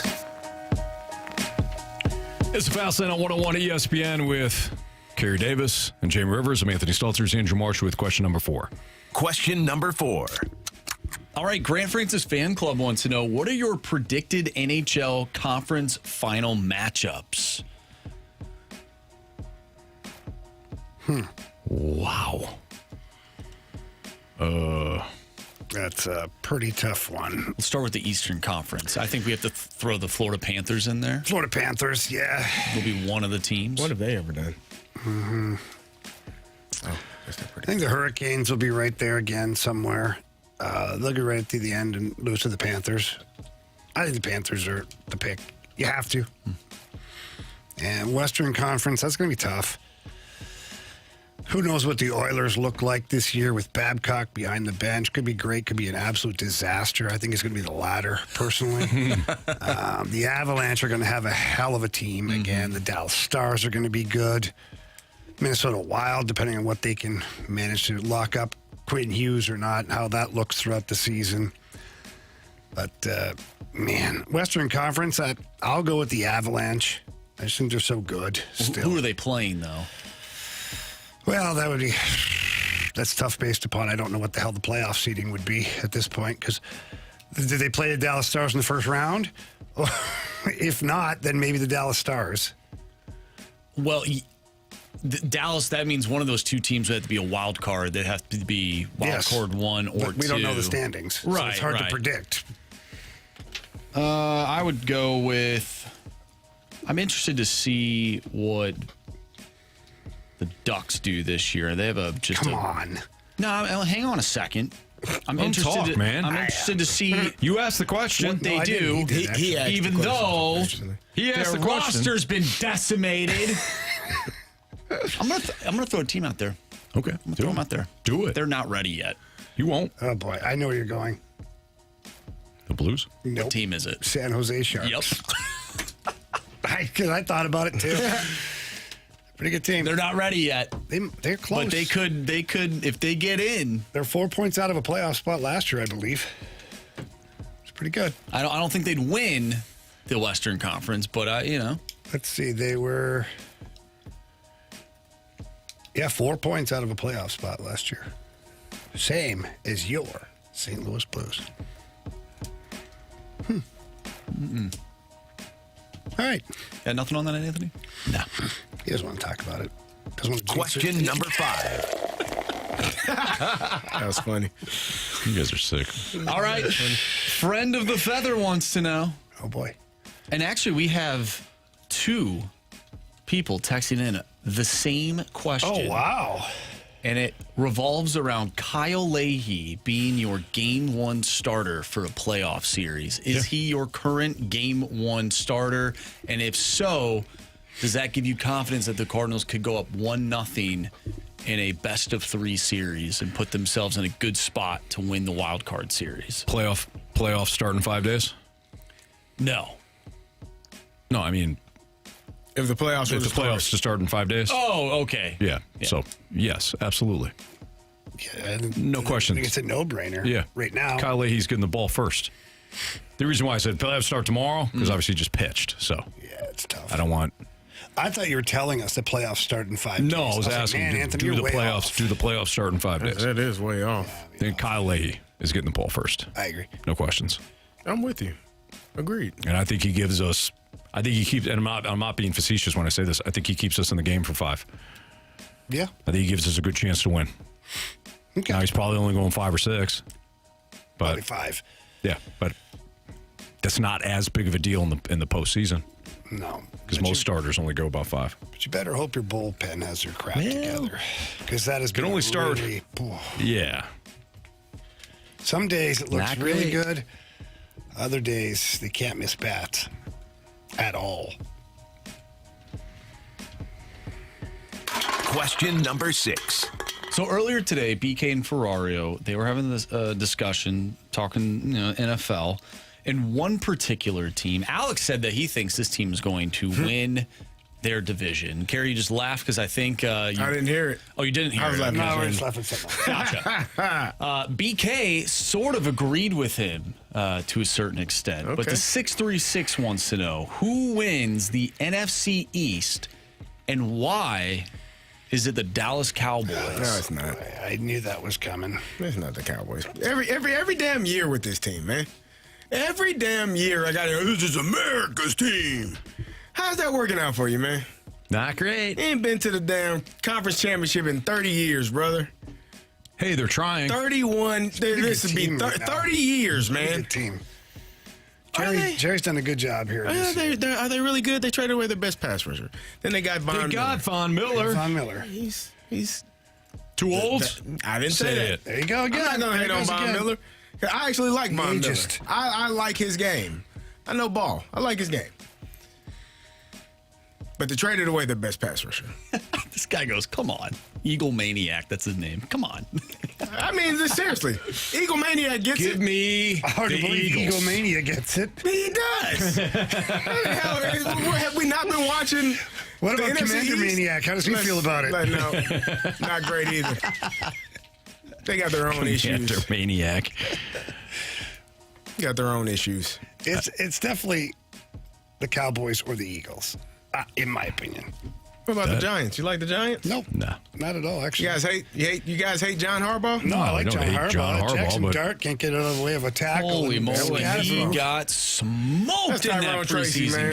game. Just That wasn't his fault. he loves to get It hit. wasn't his fault, but he gets hit hard a lot. Yeah, that one. Normally, it's his fault. That one will get you fired as a running That's back. good blocking, though. That'll get you fired, man. Yikes. That will He didn't have even break you stride. looking for a job. Does that get you punched in the mouth in the locker room? No. But No? it just gets you less opportunities to mess it up. Let me ask you something. So, you're a defensive player, and let's say you're Myles Garrett, okay, and you got a star quarterback, Matthew Stafford, okay, and rookie puts a performance like that together where he doesn't block the other team's defense like at all, and then Matthew Stafford in preseason gets knocked out for half the season. Does Myles Garrett come in and punch that guy in the face? But Who does? Somebody has to punch him in the face. You don't. You question. I know you because screwed that's up, on. and we all screw up. I get it. Yeah. But that is the star quarterback you got murdered. Yeah, nobody's gonna punch you in the face, but they gonna be looking at you like, man, what are you doing? What's going on here? And this, Jamie. The worst thing you can do is have teammates that don't trust you, man. Yeah, that's true. You think you on an island? I still think someone should address it. Nah, nobody's gonna punch you in the face. But what does next practice look like for that guy? If he's practicing, Yeah, if. he's probably not getting many reps. Honestly, the punishment is going to be doled out in lack of opportunities.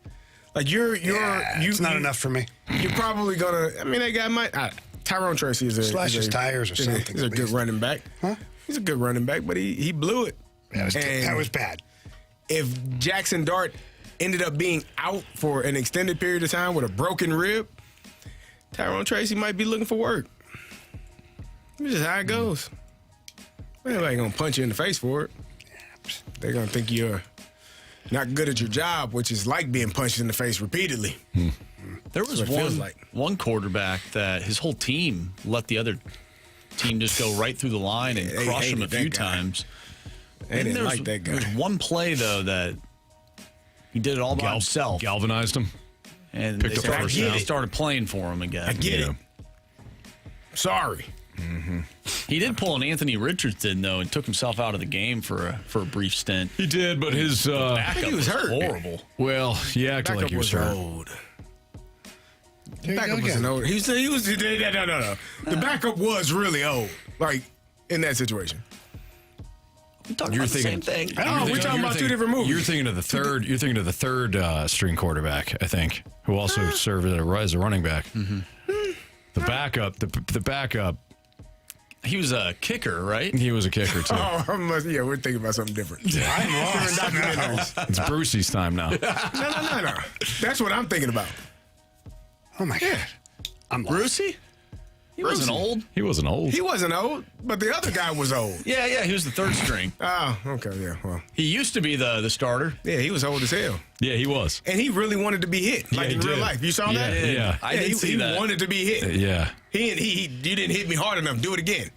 Wait a minute, older gentleman. You're going to break something on you. I think he was a little nuts. Gotta be. Yeah. And that's coming from Bill Romanowski, who... Somebody that... Oh, now I know what you're talking about. Absolutely was crazy. Now I know what you're talking about. Some would say. Yeah. No, that's, I think, all. I think all, Gary. Oh, man. He's just a linebacker, man. Wow. You know. The Mizzou man on the text line said tonight is Matthew Liberatore's biggest start of his career. Okay. Why? Because it's the next one? Yeah, I guess. I don't know. Just wondering if there's a specific reason. Is it because the Cardinals? Text in the Mizzou man. The Cardinals need a win desperately. So this is the biggest game of the year. His biggest game of his career or the year? Oh, okay. It says career. Career. Wow. Okay. I think the Cardinals have proven that even if he stinks tonight, he'll play again in 5 days. You think that? Well, look at what happened the last time. He stunk, then they played him. He pitched very well. So they're riding this roller coaster with him. Nah, he's good, man. 314 says, to be fair, Brucey would have been second string at worst, but the ball slipped because he was eating popcorn. Yeah, too much popcorn. Yeah, no, that makes sense. Brucey was funny. He was something, all right. All right, I'll do it for our sports six-pack here in the Fast Lane on 101 ESPN. Good documentary. Always good to chat about that. Yeah, good one. Mm-hmm. Yes, sir. All right. Mm-hmm. Brendan Sorsby before Sorsby. Yeah, no kidding. No kidding about that. Yeah. The Cardinals are playing the Reds tonight. Are the Reds kind of an example of not transitioning the next season? They made the playoffs last year. Probably won't this year. We'll get into it next on 101 ESPN.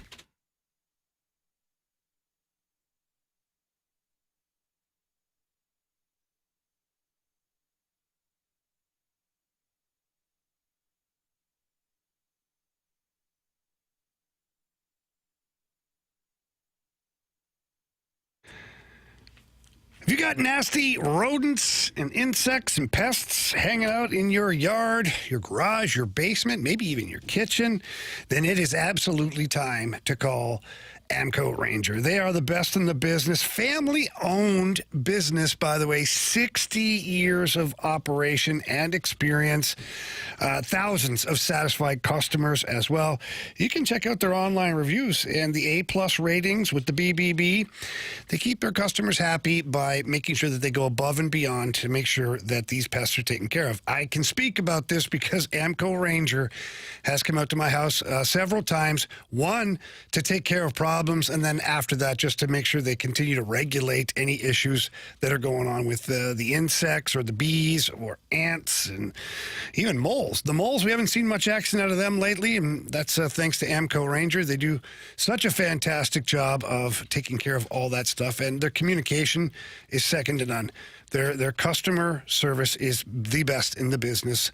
They let you know they're coming out, and then they follow up with a text or in-person conversation about what they accomplished, what to look for, what the next steps will be. And I absolutely love using Amco Ranger, and you will too. But you got to give them a call, book an appointment, have them come out. They service the entire St. Louis area. That number, 636-441-2847. That's 636-441-2847. Or visit them at amcoranger.com.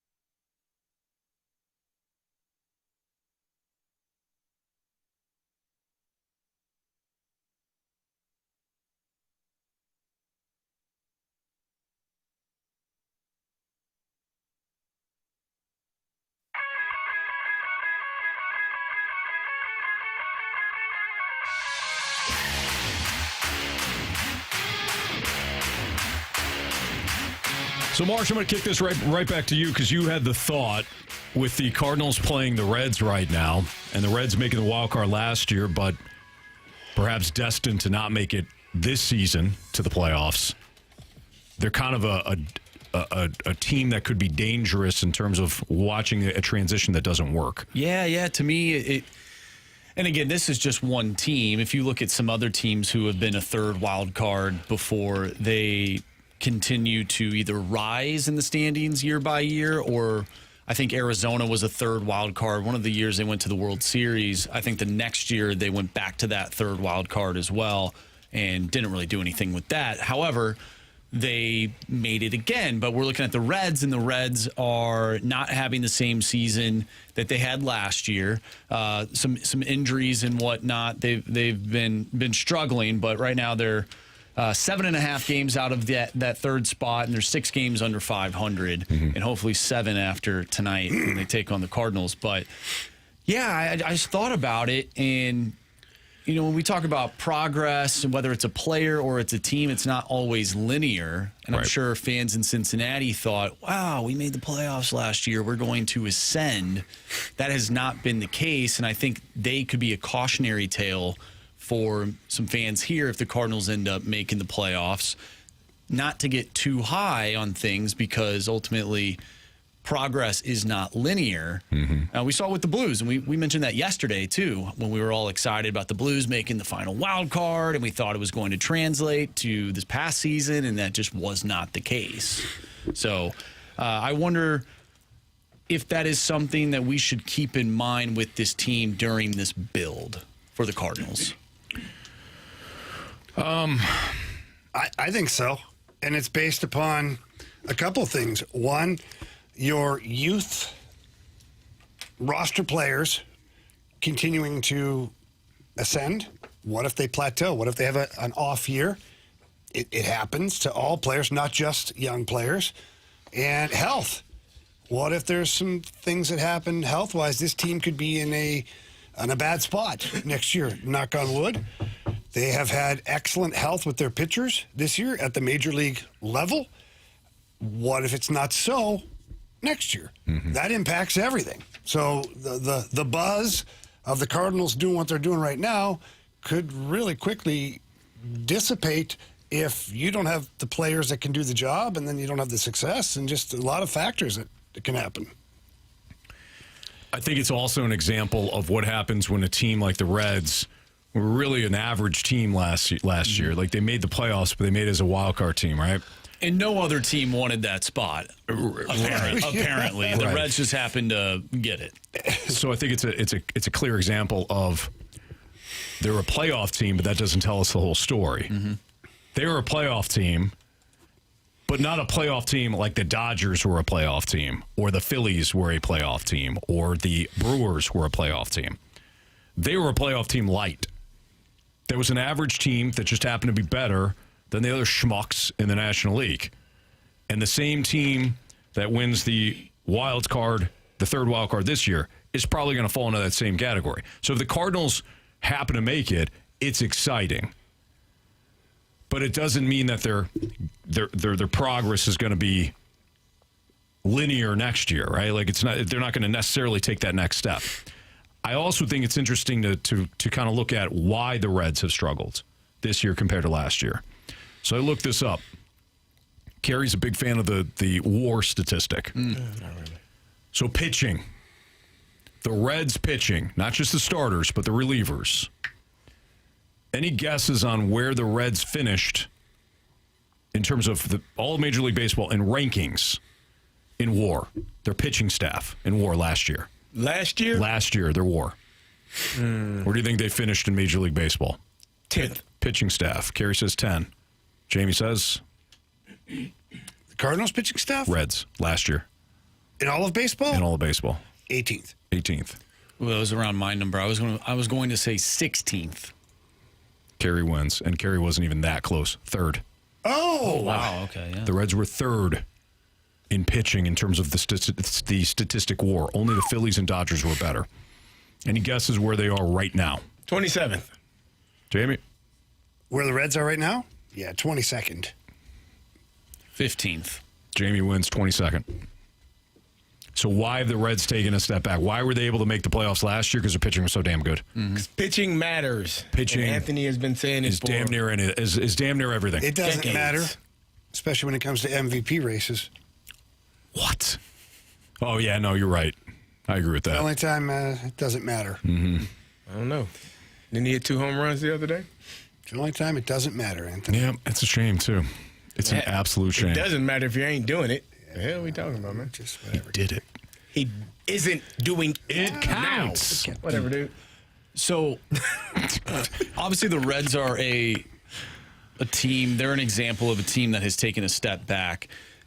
However, if the Cardinals were to miss the playoffs, and let's say they missed it by 3 games, which is what they're at right now, that was sort of like a negative look at it for moving forward. But a positive thing, and I found one team in particular dating back to 2021, which was the Philadelphia Phillies. The Phillies were And at this time, there were only 2 wild cards. They finished 8.5 games back of our Cardinals in 2021 for that final wild card spot. However, if there were to have been 3 wild card spots in 2021, the Reds would have occupied that spot, and the Phillies would have been just 1 game out of the 3rd wild card. 2022, they move up. They become the 3rd wild card in 2022. They actually make it to the World Series that year. They beat the Cardinals, and then they lost to Houston in the World Series. 2023, they are now the 1st wild card. 2024 and 2025, they move up, they win the division. So there is clear progression for that Phillies team. Now, they're built completely differently. They're just so different than what the Cardinals are doing. But from a linear progress perspective, that is a team who has slowly but surely moved their way up over the course of 4 years to being what they have been. Now, they haven't won a World Series, and we're starting to see them slowly regress now. Now they're back to being a wild card team. Sure. But to give some people hope, if the Cardinals don't make the playoffs, that's a team that you could look at and say, hey, we could be the Phillies over that stretch of time. Yeah. I mean, you'd hope so. It feels more comfortable. It's more comfortable to say, okay, my team just missed out on the playoffs this year, and then they were a wild card team next year, and then they're the division champs the next year, and then they're World Series champs the next year. But as we know, it doesn't work that way. And like Jamie said, you get some production some years. Some guys may take a step back. I was looking at the offensive numbers too for the Reds.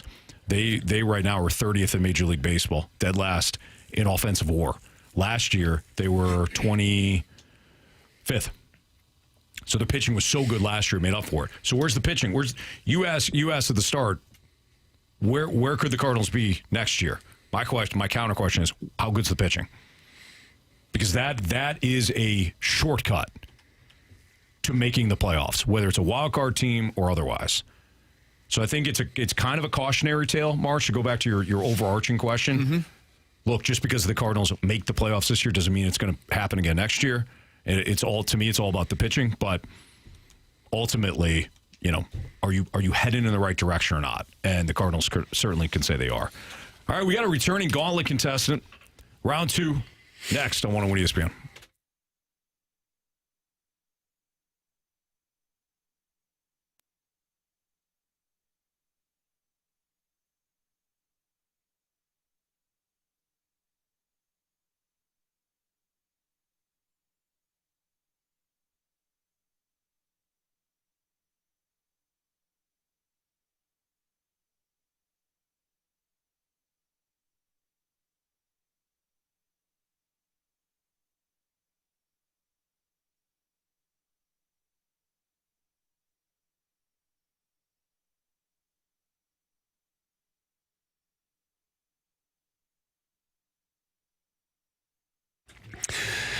If you've got some exterior restoration to do, or maybe you're just looking to redo your exterior, there's some things that you want to upgrade, improve, please call my friends over at Conrad Restoration Services. The owner, Matt Conrad, he's been doing this for 25 years. He understands roofing, siding, gutters, all the exterior restoration, whether there's storm damage, and he understands that details matter when you're protecting your home. This isn't an inexperienced door knocker operation. Conrad Restoration Services, they're not just showing up after a storm looking for a quick check. No, they're there for the long haul. They're a St. Louis company that prides itself on customer service and making sure that they do the job right. There's different code requirements all over St. Louis, every county, every area, and Conrad Restoration Services, they make sure that they adhere to all of that. And their sales team is made up of former roofers, so they know exactly what they're doing, what they're looking for, and what they can actually suggest to the homeowner. So please, if you have any of that damage, again, to your siding, your gutters, your roofing, or you're looking to upgrade certain things, schedule an appointment or at least a free roof inspection by calling Conrad Restoration Services at 314-805-8557. That's 314-805-8557, or visit ConradRestorationServices.com.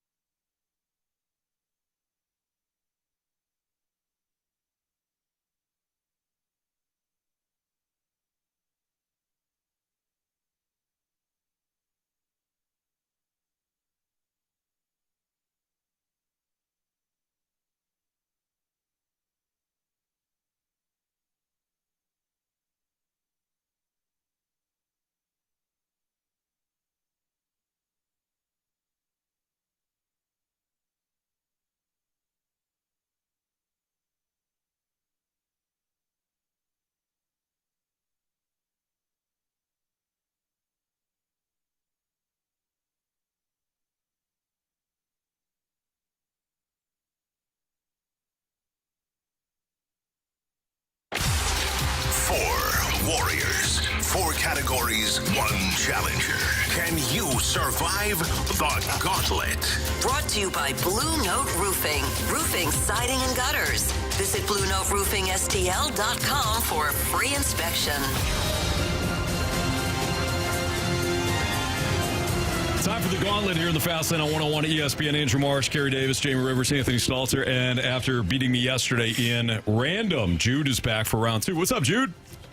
Nothing much. How about you guys? Things are good, man. Great. Appreciate you coming back. Like we said, you beat me yesterday. So round 2, do you want Marsh, Carey, or Jamie?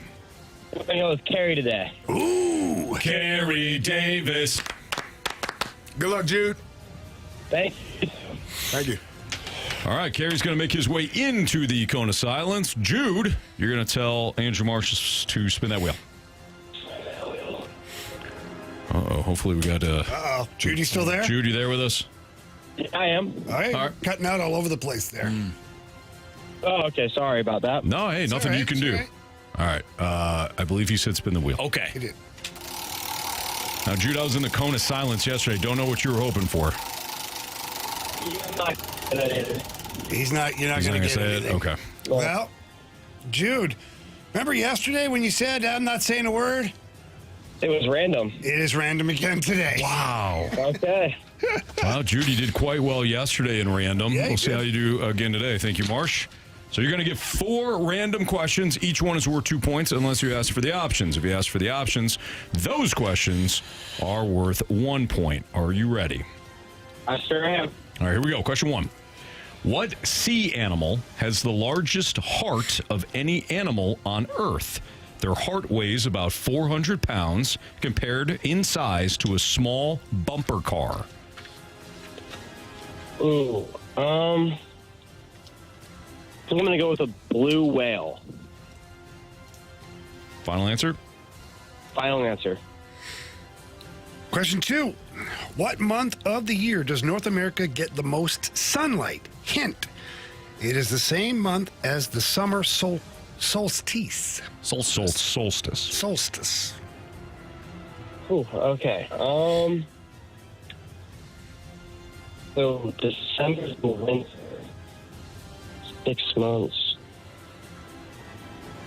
June. Final answer? Final answer.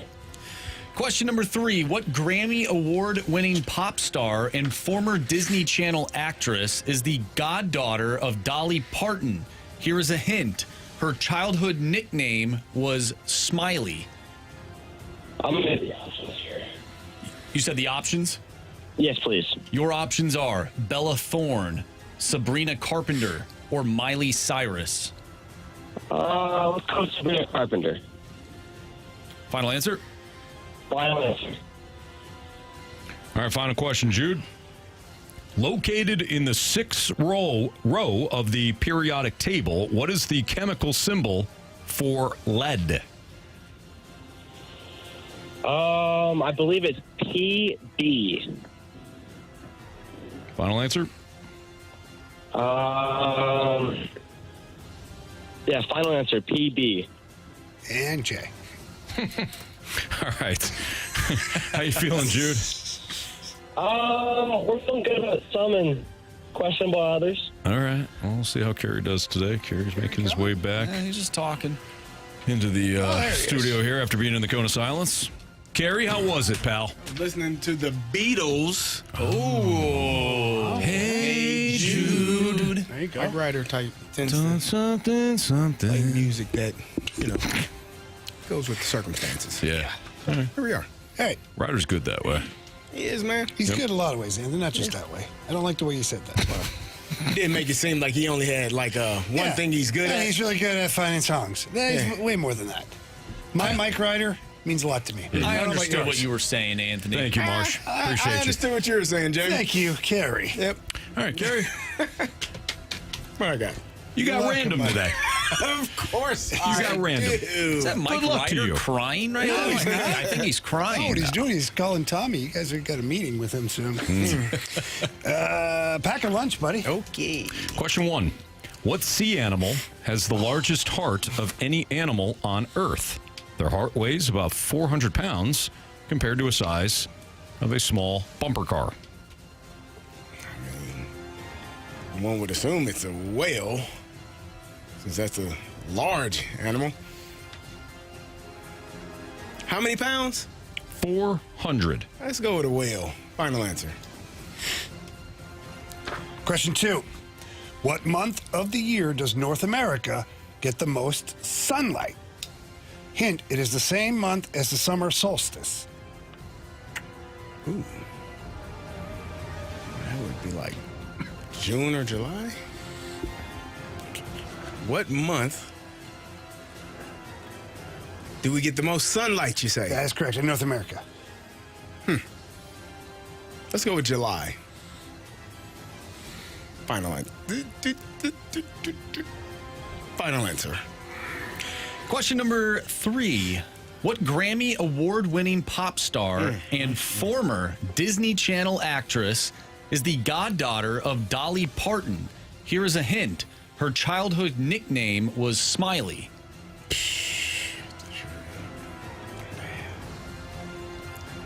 Miley Cyrus? That kind of Smiley Miley? She was on a Disney show. Hannah Montana. Hannah Montana.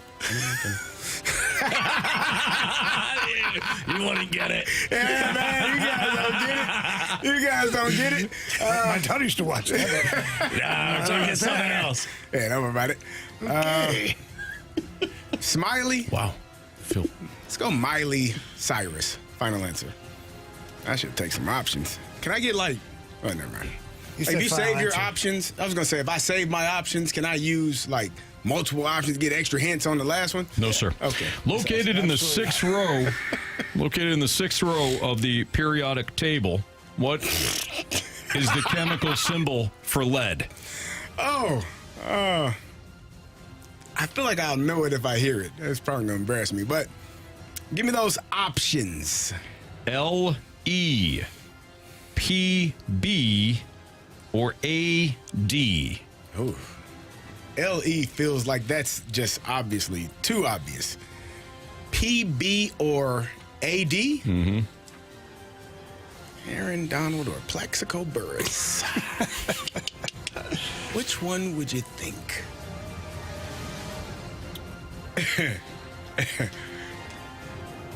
I have no clue. I didn't pay attention much in science. I haven't paid attention a lot in football. It's all that mattered. Let's go AD, man. Aaron Donald. Final answer. Adrian Peterson. All day. All day. That was his nickname. He was AP, but his nickname was AD. I know, very confusing. All day. They say because he just run all day, man. You football guys are weird. No, you're weird. Let's do this. What month of the year does North America get the most sunlight? Your hint was it is the same month as the summer solstice. Carey, without the options, went July. Jude, without the options, went June. Correct answer is the month of June. Jude up 2-0 over Carey.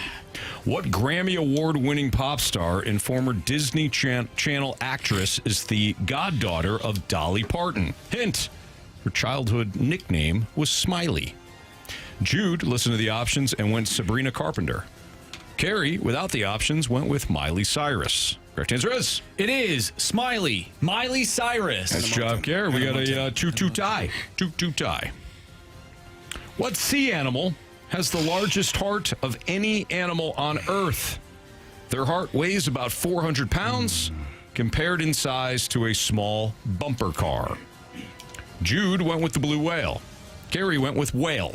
Come on, man. Correct answer is blue whale. I'm going to give Jude 2 points. I'm going to give you, Carey, 1 point. Ain't no way, brother. Congratulations. What are we on doing? That. So Jude has 4 points. Carey has 3 points. Whale? Really? Whale! If you all would have said be more specific, as they say, like on Jeopardy. I don't know. Is this Jeopardy? Yeah, clearly not. It's a far cry. Clearly. It's a far cry. Clearly. Continue, sir. Be more specific, I'm sorry. please. 1 point for Carey. What the hell type of shenanigans? You know Comes what? down to this. I don't like it. It's located in the 6th row of the periodic table. What is the chemical symbol for lead? It doesn't matter. Carey went all day. AD. Jude went PB. My stuff up. Jude. You have chosen wisely. Correct answer is Plaxico Burress. didn't need the PB. options on that one. Jude wins 6-3 today. Carey's already moving into the penalty box. Jude, that was nothing short of impressive, my man. Nice job. Thank you. Holy smokes. Jude's a problem, boys. Yeah, Good Jude job, is a Jude. huge Jude's- problem. Jude, are you a teacher or are you just one of them smart people? I'm a teacher now. Not a teacher. Not a teacher. Okay. That's a good thing, because otherwise Carey wouldn't like you. I would like you. Yeah. I'd love you. I'd have the most amount of respect for you. Oh, okay. I didn't know where you're going with that. I'd have the most amount of It's a respect. couple weird situations for Carey today. Get you. How do we want to go about tomorrow with Jude? Well, you're in. We pause. Oh, yeah, you're in. He can't but do I'm it. not, I'm He's not not doing on. it. No, I'm not playing. It's a special. Oh, it's the Gauntlet tomorrow. Rizzuto show. All right, so this is what we're going to do. Jude, we're going to pause. We're going to pause your game because the Rizzuto show is finally fulfilling its punishment and hosting our show tomorrow. So we will not be in. On Friday, you can get your crack at Marsh. Okay. Because Jamie's off. So I don't know if you're going to go Jamie or Marsh, but we'll have to line you up against Marsh on Friday. Sound good? Sounds good. All right. Congrats, Jude. Nice work, Jude. man. Good job, buddy. We'll talk to you on Friday. Yep. All right. Jude's impressive. Yeah. He's a problem. I mean, off the top of the noggin, he had Blue Whale, June, and PB. I actually thought that he would get the Miley Cyrus one. I thought that was a dead giveaway. Who doesn't know she's Dolly Parton's goddaughter? I'm not questioning Jude after he knew PB for lead. Well, yeah. Yeah, there's no chance on that. I had no idea. He goes, I think it's PB. Wait. Yeah, PB. Do you think that's something that normal people know and we just... Yeah, probably. I don't know. Smart. I don't know that. I don't know that to be true. I got other useless I would information. have got June because June 21st is the first day of summer. That's the summer solstice. Yes. So I would have gotten June on that. Surprise, surprise. PB? Hell no. No chance Hell no. on that. Whale, I would have been like Kara. I would have said whale. Whale? Yeah. And I would have known Miley. I already knew you lost. I know. I figured That's that. why he That's why I said, I know where this is going. So I grabbed my stuff and left. When you said whale, I go, damn.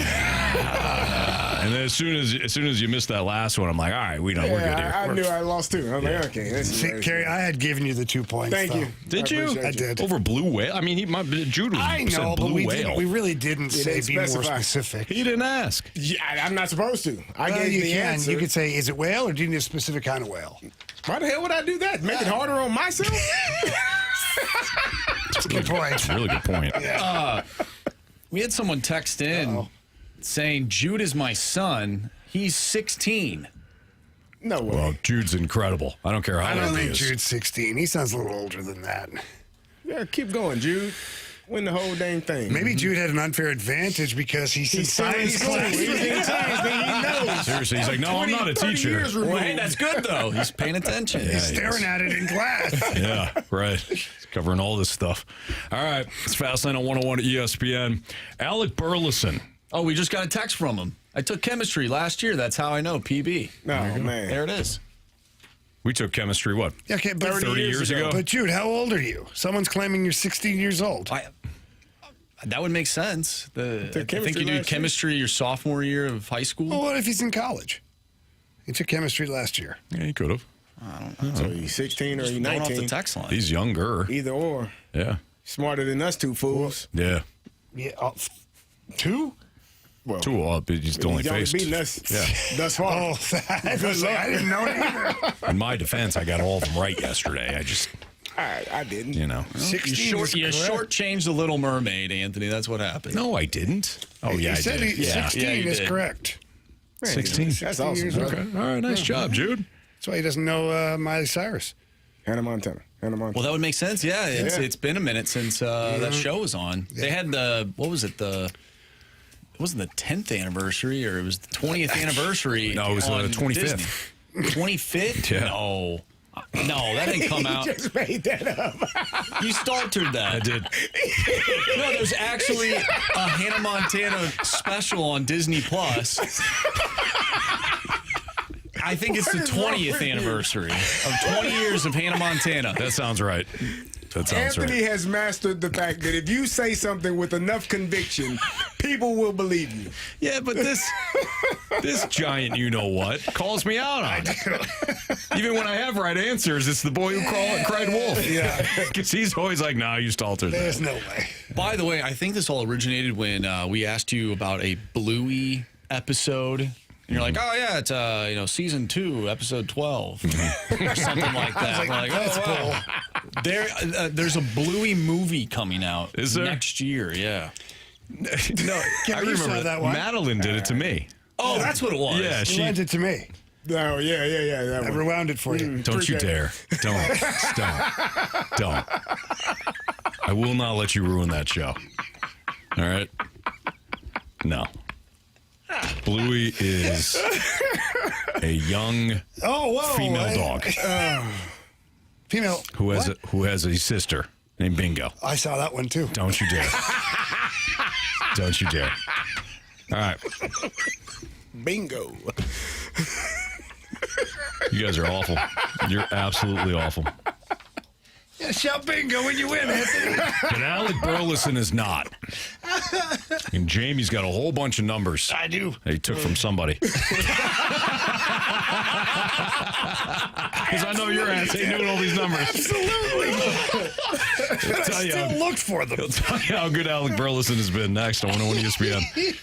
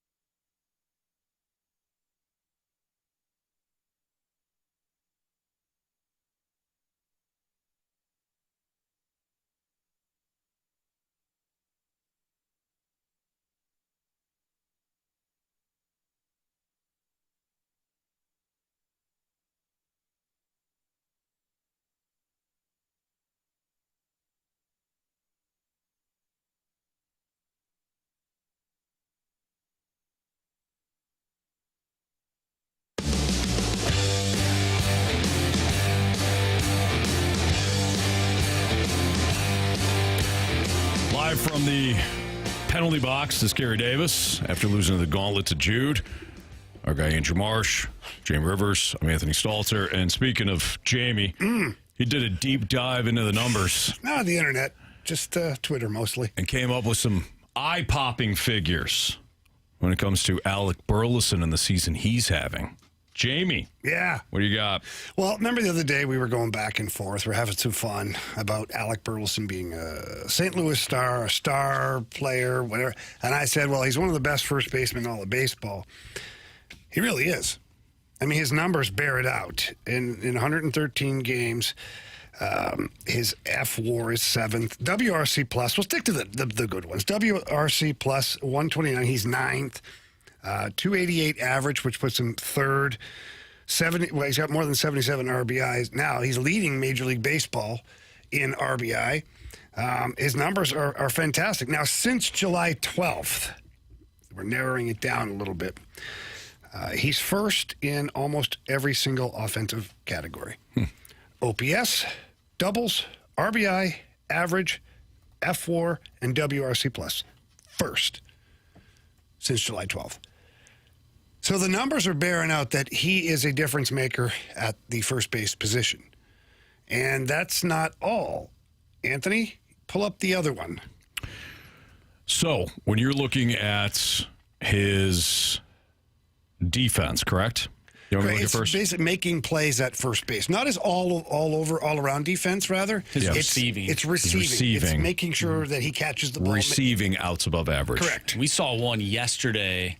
Man. Blaze Jordan threw one to Burley's right, and it was just an unbelievable scoop. Alec Burleson leads all first basemen in receiving outs above average. What's his score compared to the next guy? He's got a 7. Freddie Freeman's a 6. Nick Kurtz of the A's has got a 4. And that goes down from there. 3 is 2. So I go back to the conversation. Vladimir Guerrero, by the way, is in the top 10. And Paul Goldschmidt in the top 10. They got a receiving outs above average of 2. Burley's a 7. Yeah. So going back to the conversation we had the other day, like this is a guy, Alec Burleson's a guy that was predominantly an outfielder, a DH, and a spot duty first baseman whenever they wanted to get Contreras off his feet last year. Yeah.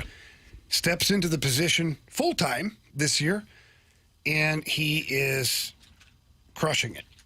Offensively and defensively, he's proving to be extremely valuable as well. He's had a couple of really big highlight reel plays defensively. Remember the one he caught and then dove and tagged the guy out? Like, he really is excelling. And I asked you, I said, do you think he can win a Gold Glove over there? And the reason I asked is not just because of the receiving outs above average or some of his defensive plays, but they do take into consideration offensive numbers as well. And I understand there's some pretty big names at the first base position, but like the numbers don't lie either. And he was a Silver Slugger last year, I believe they put him as a utility or as an outfield. I don't know where they put him in for a Silver Slugger. I think he was utility. Something like that. And so it's not like he's a stranger to league awards. Sometimes they look at that. Like, has he been close in other categories before? Oh, darn it. Yeah, he was last year. Okay. Now he's moved to first base, and he's still putting up the numbers. Any chance? Gold Glove?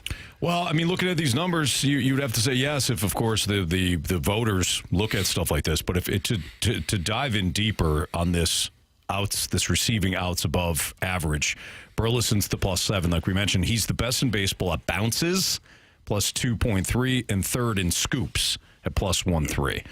Lots of Cardinals fans have said the eye test and the defensive metrics for Burleson didn't match up. Well, looks like it does right now. Because, Marsh, you've been talking about how good he's been over at first base, and he has been. Well, now some of these metrics are proving that's the case. Yeah, so, I mean, he could he win one? Sure. He played first base at East Carolina, so he's not a stranger to this position. No, at Major Cardinals League just level? moved him to East the Carolina. outfield. The Pirates. ECU. Nice. But, jumping in at the Major League level, I don't know where he played in AAA. To be honest, I don't know if they had him at first. I would imagine it was probably in the outfield. Probably. I'm looking at the fact that they had Baseball Goldschmidt. Reference right now, and in Springfield in 2021, he played one game at first, and I don't think he played first base in Memphis at all. So not unless I'm skipping over something, I don't see that at all. But I look at that point, I think they were gearing him up to be an outfielder. So although he's not a stranger to the position, it's not like he's played it on a real regular basis since college. For sure. And he, let's be honest, he is receiving 90-plus mile-per-hour fastballs, sometimes in the dirt, from Mason Wynn, which is just incredible to receive that type of throw. It looks like all of his numbers at Memphis, he was in the outfield. And we were talking about this the other day, Anthony, is those catches at first base, if he catches any of those wrong, he's got a broken hand. From Wynn, especially. From Mason Wynn, yeah. So, anyway, he does a great job. I just think it's interesting to see, I'll even say quiet evolution of Alec Burleson, because although we appreciate what he's doing, I just don't think like nationally people give this guy much love. And when you look at the numbers and how he's playing and the consistency that he's had, he's been really, really friggin' good for the Cardinals. He certainly has. Yeah. Yeah, I think you give credit to him. You give credit to Wilson Contreras last year for like him making that transition, and the coaching staff for getting two people to play at an extremely high level that hadn't played the position as often as they were in that season. So it is. I mean, Alec Burleson is showing proof that he is obviously an everyday player, an everyday big leaguer, both at the plate and in the field. He's making some spectacular plays, and I think last year we saw him kind of tail off towards the end of the year, and it seems to me like this year maybe that was a focus. Like, I don't want to tail off in the way that I did last year. He's doing a fantastic job at the plate, and I think, playing every day helps. Like, you get to, you're in the lineup, where you're batting third or fourth, depending on, the handedness of the pitcher, and you're going to go out there and you're going to have a good time. And I think it's been outstanding to watch his progress at that position, because for the last couple of years we said it. Well, neither one of these guys have been an everyday first baseman, and they both have gone out and just done a fantastic job. So that to me is coaching as well. Like, there's a skill set from the player to make the transition, whether it be from catcher like Wilson or from the outfield like Alec. But it's also a lot of coaching and work that goes along with that, and being able to pick those balls that may be in the dirt. Pick a ball that, is all the way on the second base side that Blaze Jordan throws to you, and you're like, what the hell is this? Okay, I got it. and times where it may be a high throw and I can get my foot back down on the bag before the runner touches. Like, all of those things have been outstanding from Alec Burleson this year. Well, and he's not the tallest. Yeah, he's 6 feet. He's listed at 6 feet. Yeah. A lot of those guys are 6'3", 6'4". That was a part of the game that, while praised, I don't know if he was praised enough. Albert Pujols was an outstanding defensive first baseman. Outstanding. Obviously one of the best hitters of his generation, but from a defensive standpoint, I remember Dunk talking about how much the infielders just raved about Albert and how they just get it close, and he'll save an out. And Burleson might not be in that category yet, but having a first baseman that is skilled at keeping his glove down, being able to pick, being able to get those short hops, keep his foot on the bag, it's very valuable. To Carey's point about where he was last year, sort of having that tail off towards the end of the season to where he's at now, it reminded me of a quote that was in a Lynn Worthy article at the Post-Dispatch a few days ago, and this is what Burleson said: "I just think I understand what the season looks like now. I'm taking care of my body better, and there's just a lot of opportunity out there with guys in front of me. The guys that are hitting in front of me, there's just a lot of opportunity, and I feel at least once, if not twice, 3 times a game, I'm battling with runners in scoring position. Odds are in my favor to at least drive in one of them," and that's from an offensive standpoint. But the one thing that I took away is he knows how to take care of his body better, which is something that we had a full discussion about, not in particular, we're not talking about him in particular, but just in general. When the Cardinals started to slump a little bit, we had a full discussion about how these players, these young guys, are in that area, that time frame of learning what it's like to play a full season. It looks like Burley has figured that out. Yeah, absolutely. All right, it's Fastlane on 101 ESPN. We're going to bounce around the NFL, including how, the training camp has been a mess for some teams. It's next on 101 ESPN.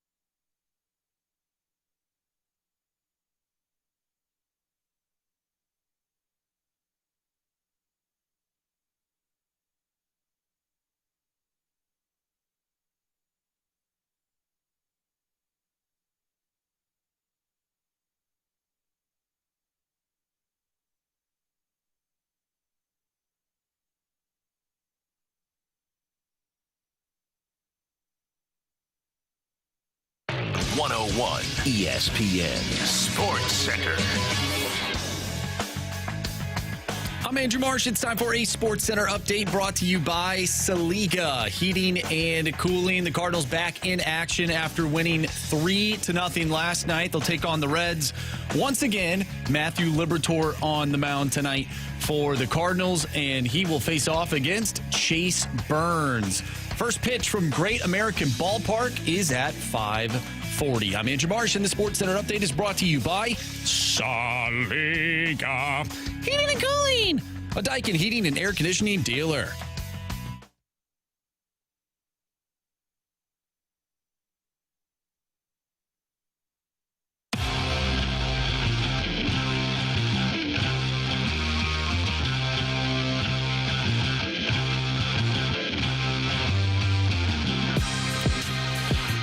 Boy, football can be really hard and really unfair at times. If you look at the injuries that are piling up around the National Football League, some of them are real bad. Why don't we go ahead and start with the most snake-bit organization in all of football? That would be your L.A. Chargers, who lost not one but both tackles last year. Either in training camp or, I think, 4 weeks into the season, I think they lost their other tackle. Got hurt. Yeah, so why not throw the center in this time? Starting center Tyler Biadasz is out for the year. He suffered an injury that will cost him his entire season. Now, the center typically, Carey, is not important. No, it's the most important player on the offensive line. Doesn't set your offensive line. Doesn't make sure everything is copacetic with the quarterback in terms of blitz all they gotta do is pick just up and snap stuff. the That's all ball they have back. to do. And they can tolerate a guy's hands on the bottom of their package. That's it. Fine. That's all you have to do to be a center. Yeah, Carey. Yeah, no, they actually are the most important piece. They're the center of the line. They tell the line who they're blocking. Yeah. Which guys they're going to, who they're not. It's a huge deal. It's incredibly important. Yeah. So Tyler Biadasz for the Chargers out for the season. Laramie Tunsil, Commander's tackle, out with a torn tricep. That's probably, 10 weeks, 12 weeks, if not the full year? They're saying potentially the whole year. You have to have surgery. There are some injuries, some torn biceps. Sometimes people can play with them. It becomes a pain tolerance thing, but there's a lot of pushing and pulling that is needed from your arms and for your arms in football, especially at that position. So it looks like he may be potentially out for the entire year as well. He's the starting left tackle for the Commanders. Again, another vitally important position when you have a right-handed quarterback in Jaden Daniels. Yeah. The 49ers, if the Chargers aren't the most snake bit, the 49ers are probably the most snake bit. Ricky Pearsall, as we know, they re-signed Deebo Samuel after he was with Washington last year. Ricky Pearsall will have surgery on his PCL. He's out for the year. Jaden Higgins, wide receiver for the Texans. It wouldn't be a football season if a Texans wide receiver wasn't out. Every year. He's out for the season. What was that? Is that a knee injury? Big or Achilles? ACL. Yep. Alvin Kamara and Jordan Tyson for the Saints are both going to miss significant time. I was going to ask, how many regular season, what week are we into the regular season? 0. None. We haven't started the season yet. This is just training camp and preseason. Huh? Yeah, this is preseason, Carey. Oh, crap. That's tough, man. Yeah, so Kamara, Jordan Tyson, out.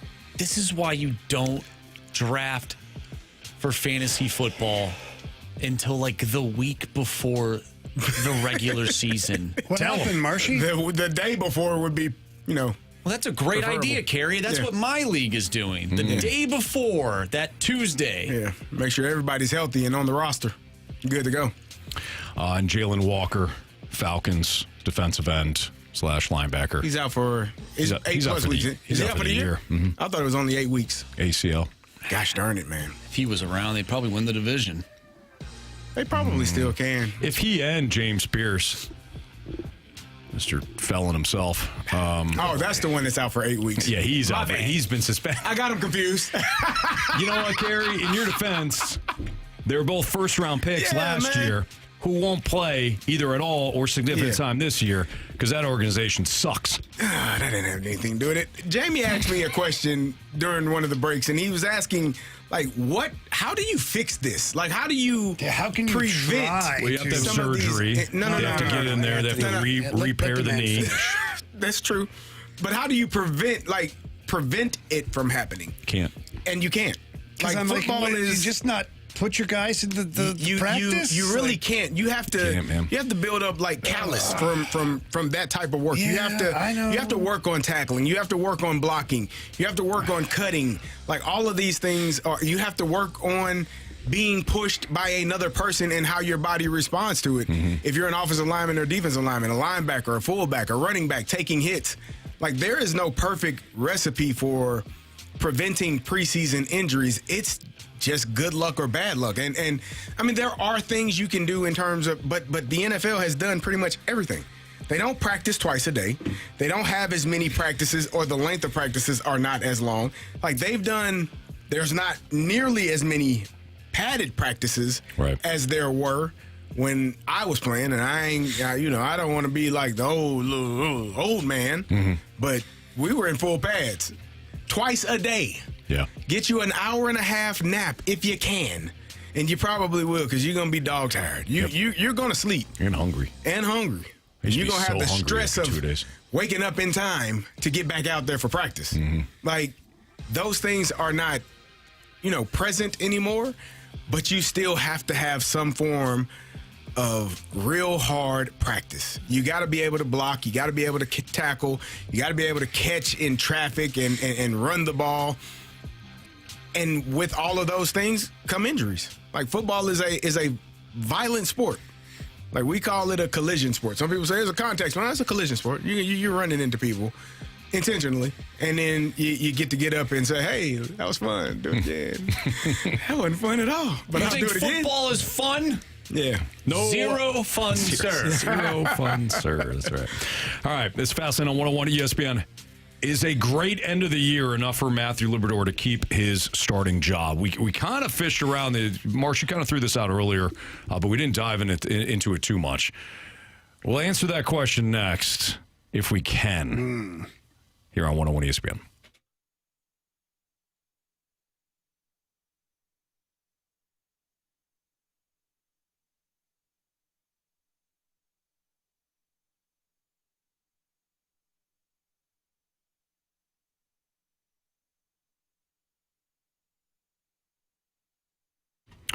If you haven't checked out the great deals that Auto Centers Nissan has right now in Herculaneum, start online first. Go to AutoCentersNissan.com, because before you go in, you can pick your vehicle there, and they've got over 1,000 new and used vehicles to choose from.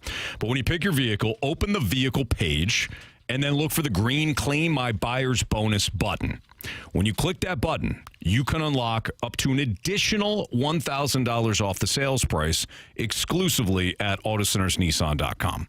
And then when you go in to test drive that vehicle, rest assured you'll find that exact make, model, that exact vehicle. There's no bait and switch with Auto Centers Nissan. They don't say, hey, we got something like that. No, they've got the exact vehicles. And like I said before, they've got over 1,000 new and used vehicles. Right off I-55 is their location. And just minutes from South County, you'll find the absolute best selection in all of St. Louis and the greater Illinois area. Right now, used inventory has to go. They're having huge price cuts with savings in the thousands and over 100 vehicles. Like I said before, that they want to get off the lot. If you are looking for new, select new Nissans at Auto Centers Nissan are available with 0% APR for up to 60 months. And select new and used vehicles also qualify for no money down and no payments for up to 6 months. Tell them Stalter sent you when you head out to Herculaneum. It's Auto Centers Nissan and AutoCentersNissan.com.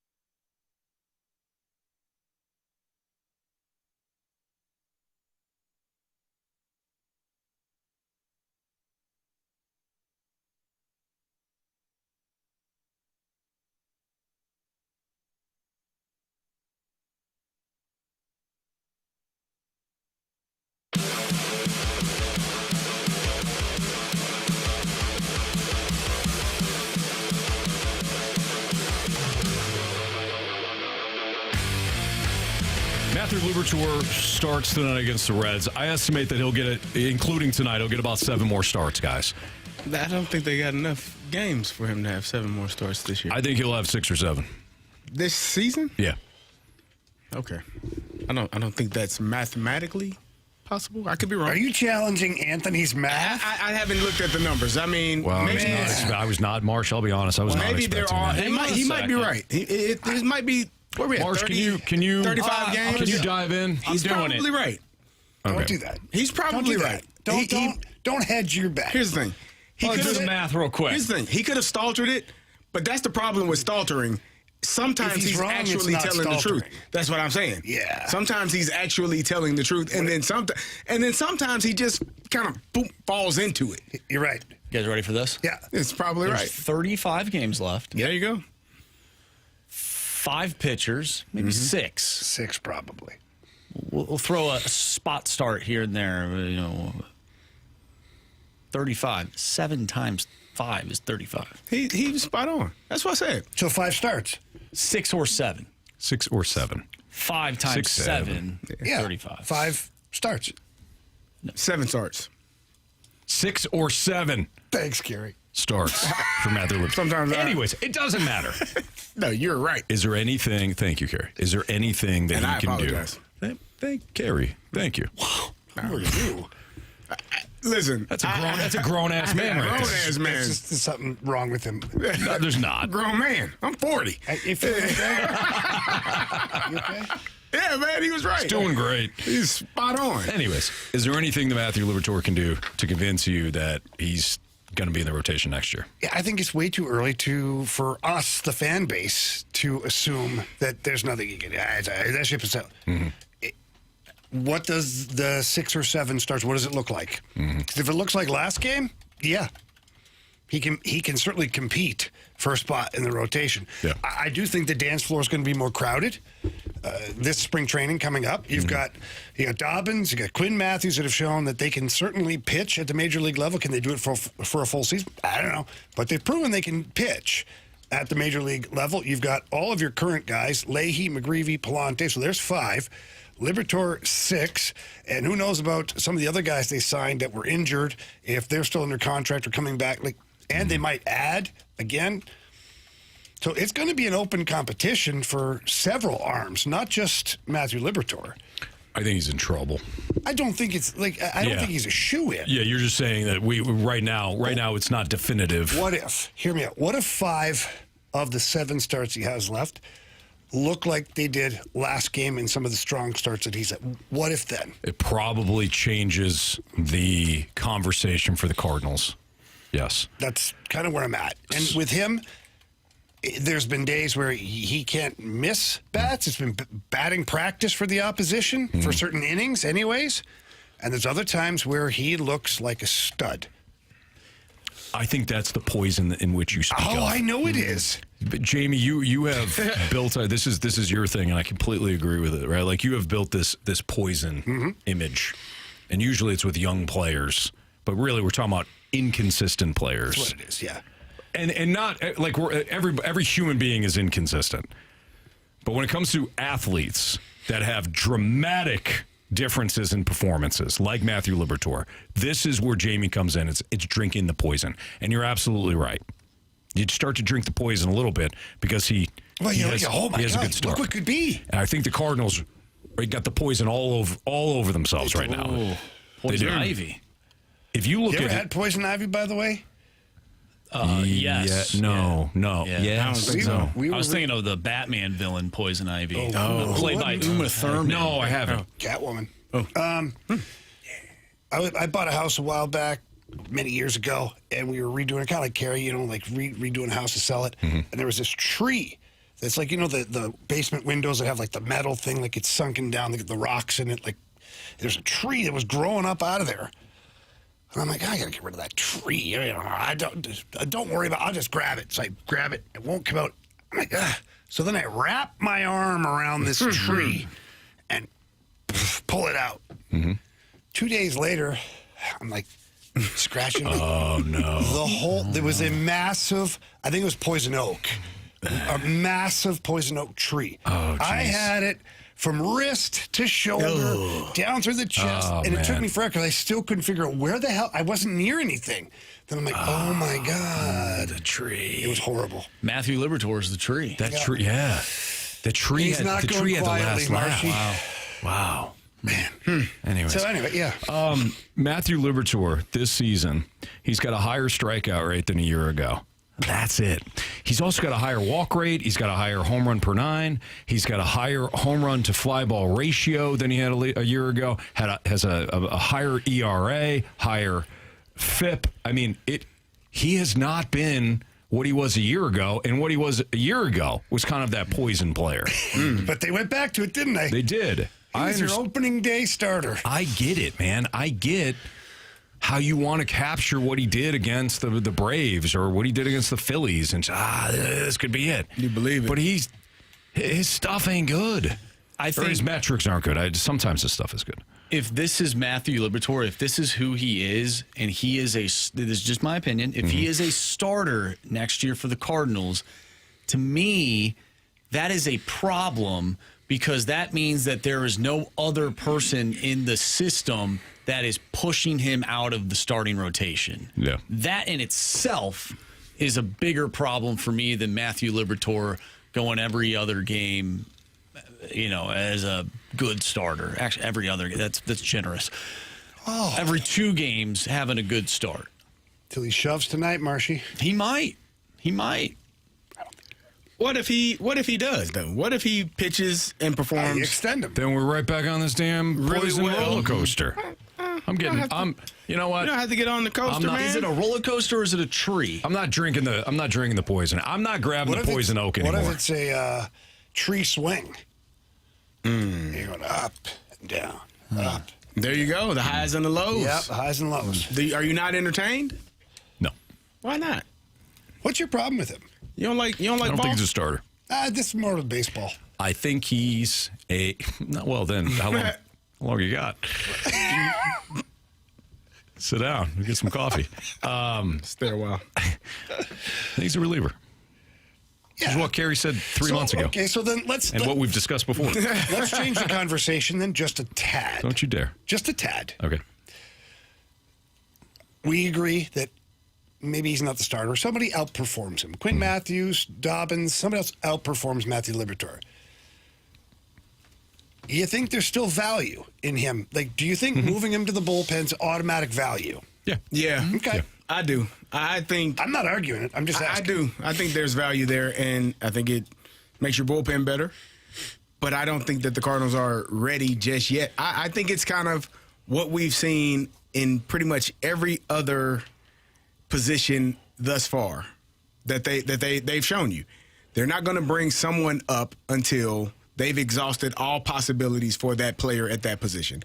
Lars Nootbaar, he had a fantastic career. Joshua Baez is doing really well down in the minors. We're going to trade you. We're going to move on. Nolan Gorman, we gave you every single opportunity to try to figure it out. Blaze Jordan is playing well. We're going to give him the opportunity. Victor Scott, love you, man. You do a lot of things really well, but you ain't hitting well enough. Nathan Church, he does. There's your opportunity. So you can continue to go on. J.J. Weatherholt, we love what he's doing. Brendan Donovan, you're a little bit older, not in the timeline. We're going to trade you. So you're seeing that kind of the recipe for what it takes.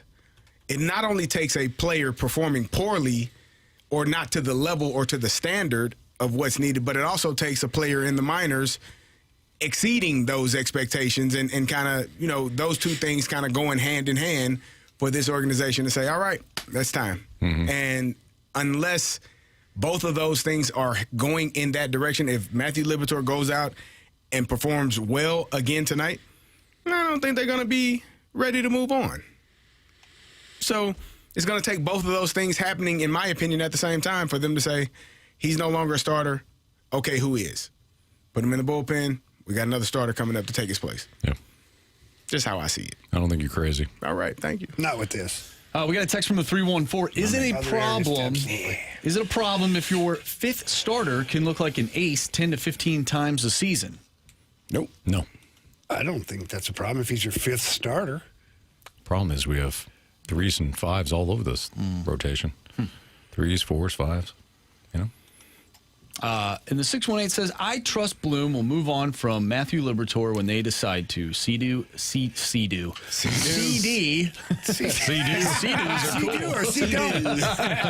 CD is absolutely correct. Thank you. Carey Davis. All right, we got the biggest question of the day coming up next, and it has to do with BK not believing that J.J. Weatherholt will win the Rookie of the Year. Ah, what a scumbag. Well, he's got evidence. He's a good player, brother. He's got history and evidence. It's next on 101 ESPN.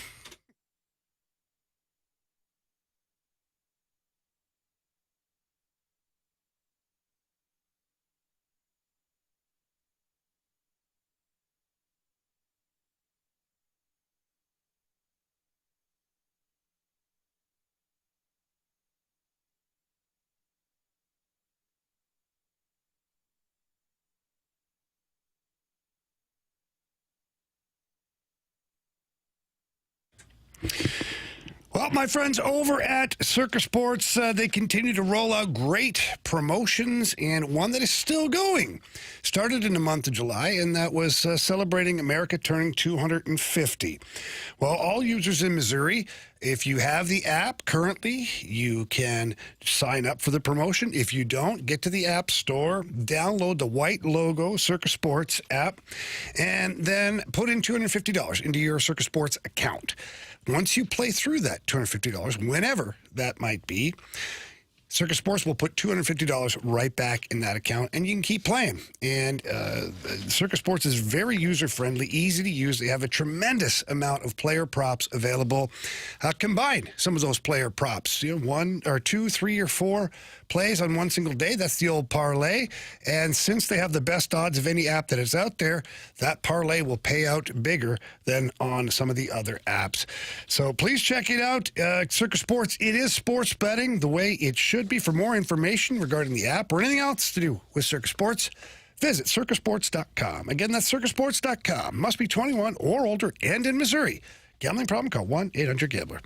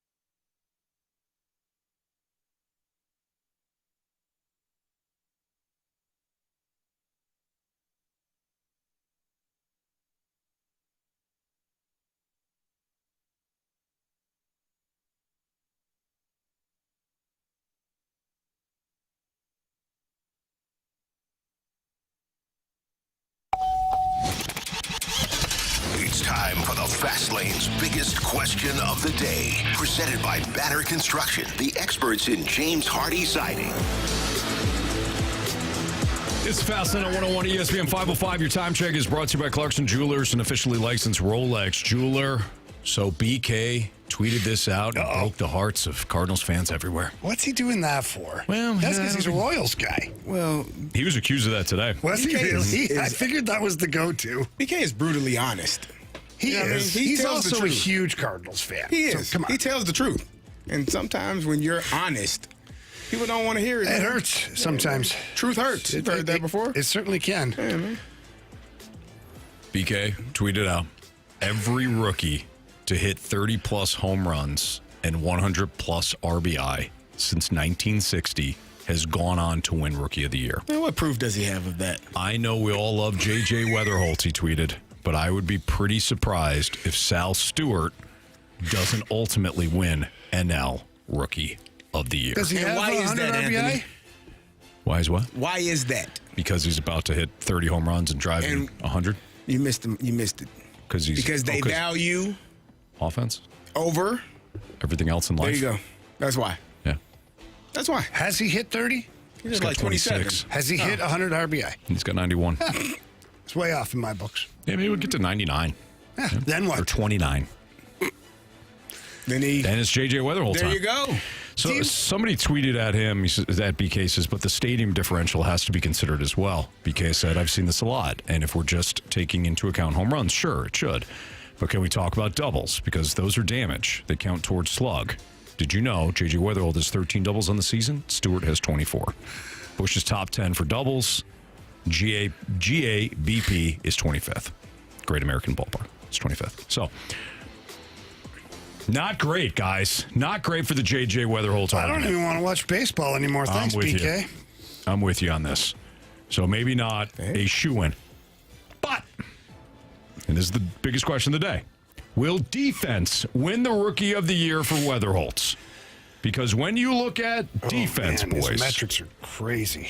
Stewart's WRC plus is 114. Weatherholt 107. Now, if it were up to CD, case closed. Stewart wins, right? But you gotta factor in some other things. Pitching and defense matters. Now, Weatherholt doesn't pitch. Imagine if he did. But Weatherholt has elite defensive metrics. He's not pitching now. That's a good point. Defense matters.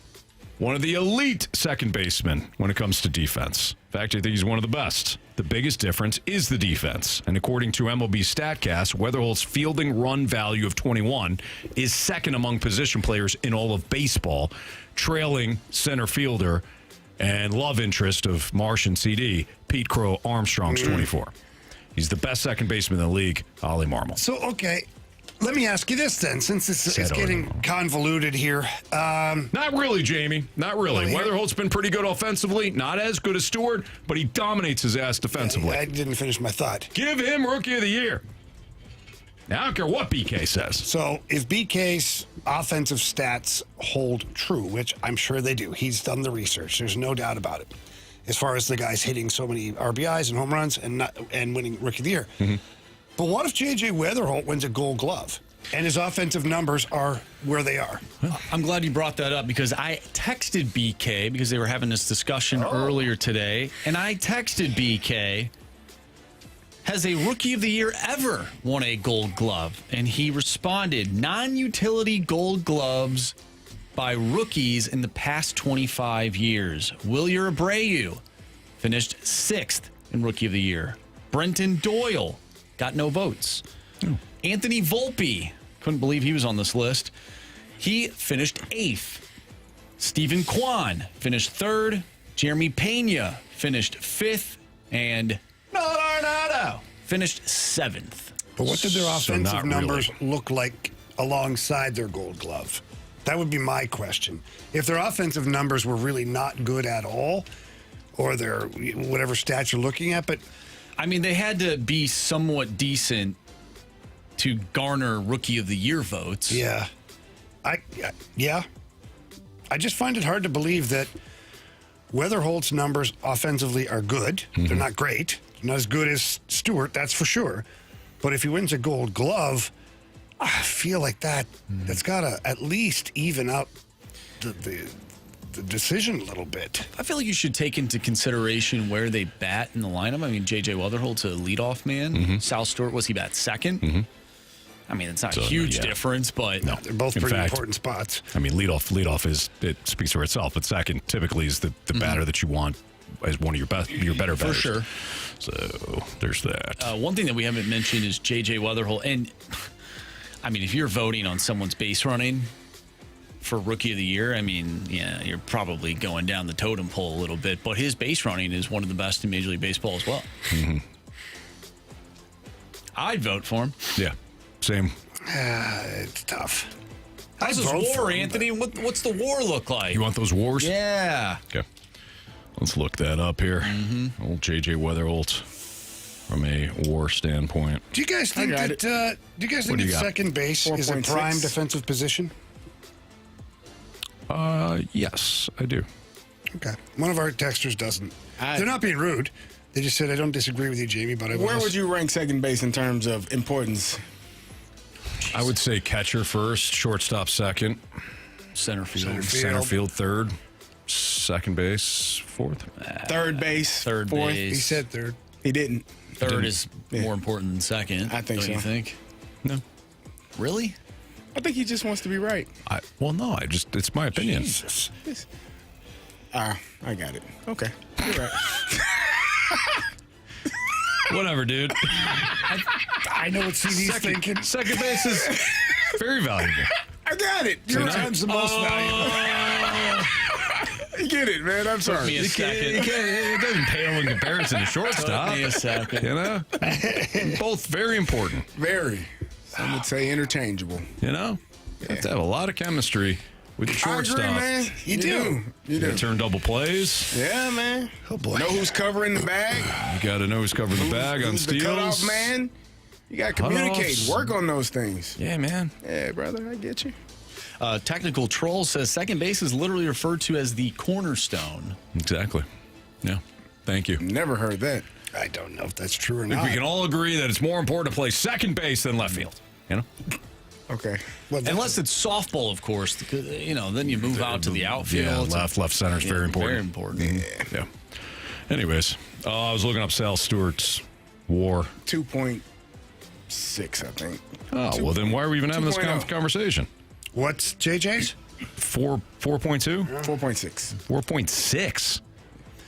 And we know that this is a war studio. 2. Stewart's is a 2. Yeah, why is this even a conversation? I don't know, Anthony. That's what I've been trying to tell you. I don't. It's not a war. Don't put that on me. It's not a war studio. No, this is a war studio. We don't look at the Triple Crown stats anymore. This is all about war. Who the hell does that? Or doesn't do that? We do. No, you do. You two do. All right, Sal Stewart fan. Not a Sal Stewart fan. Come on, man. All We're literally brother. playing the Reds right now. All right, man. All right, brother. I You're don't right. like it. It's I apologize. disgusting. I don't like it right now. Jamie, Have you noticed that the people that want Sal Stewart to win, they have their nickname is literally 2 letters. Yeah. BK and CD. CD. Yep. Also And known as JR. C-Do. No, that's not. Nobody calls me JR. Nope. Jamie Rivers. All right, moving on. Tired of Carey's crap. It's Fastlane on 101 ESPN. A little bit of a scuffle earlier between the Cowboys and the Saints. Oh, yeah. We'll dive into that next on 101 ESPN.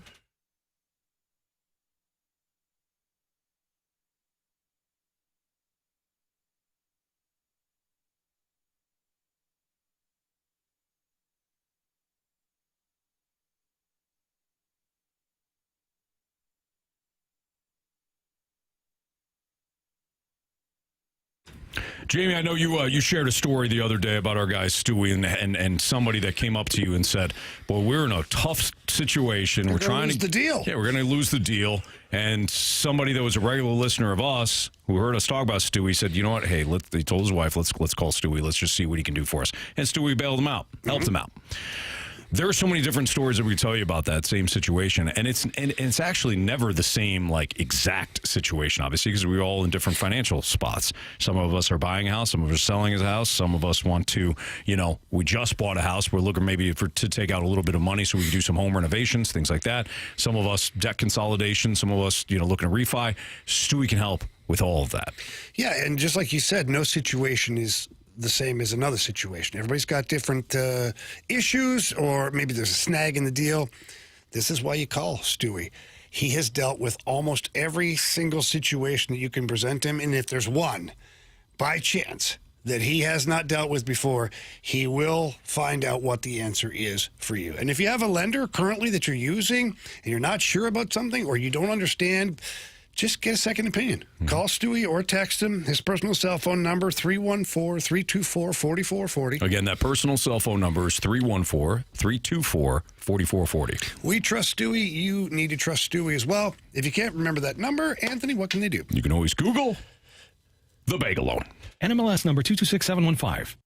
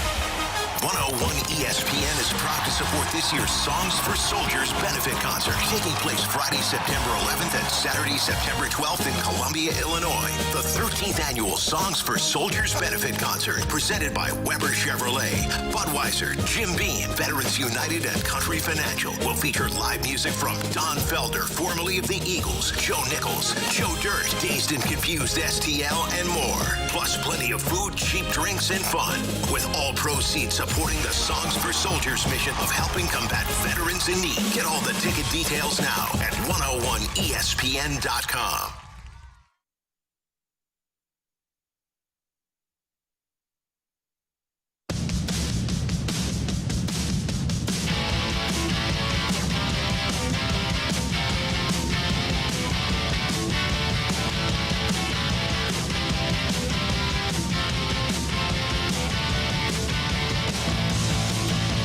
It's fascinating on 101 ESPN. Carey, I know the Cowboys-Saints brawl caught your attention earlier. I know that you've probably been in, maybe not a ton of those, but this time of year, training camps get a little hot and bothered, and when you're facing another team for the first time, maybe in some joint practices, you get a little ticked off. Yeah. Did you see who one of the players was, by the way? Yeah, the Steiner brothers' son. Scott Steiner's son. Scott Steiner.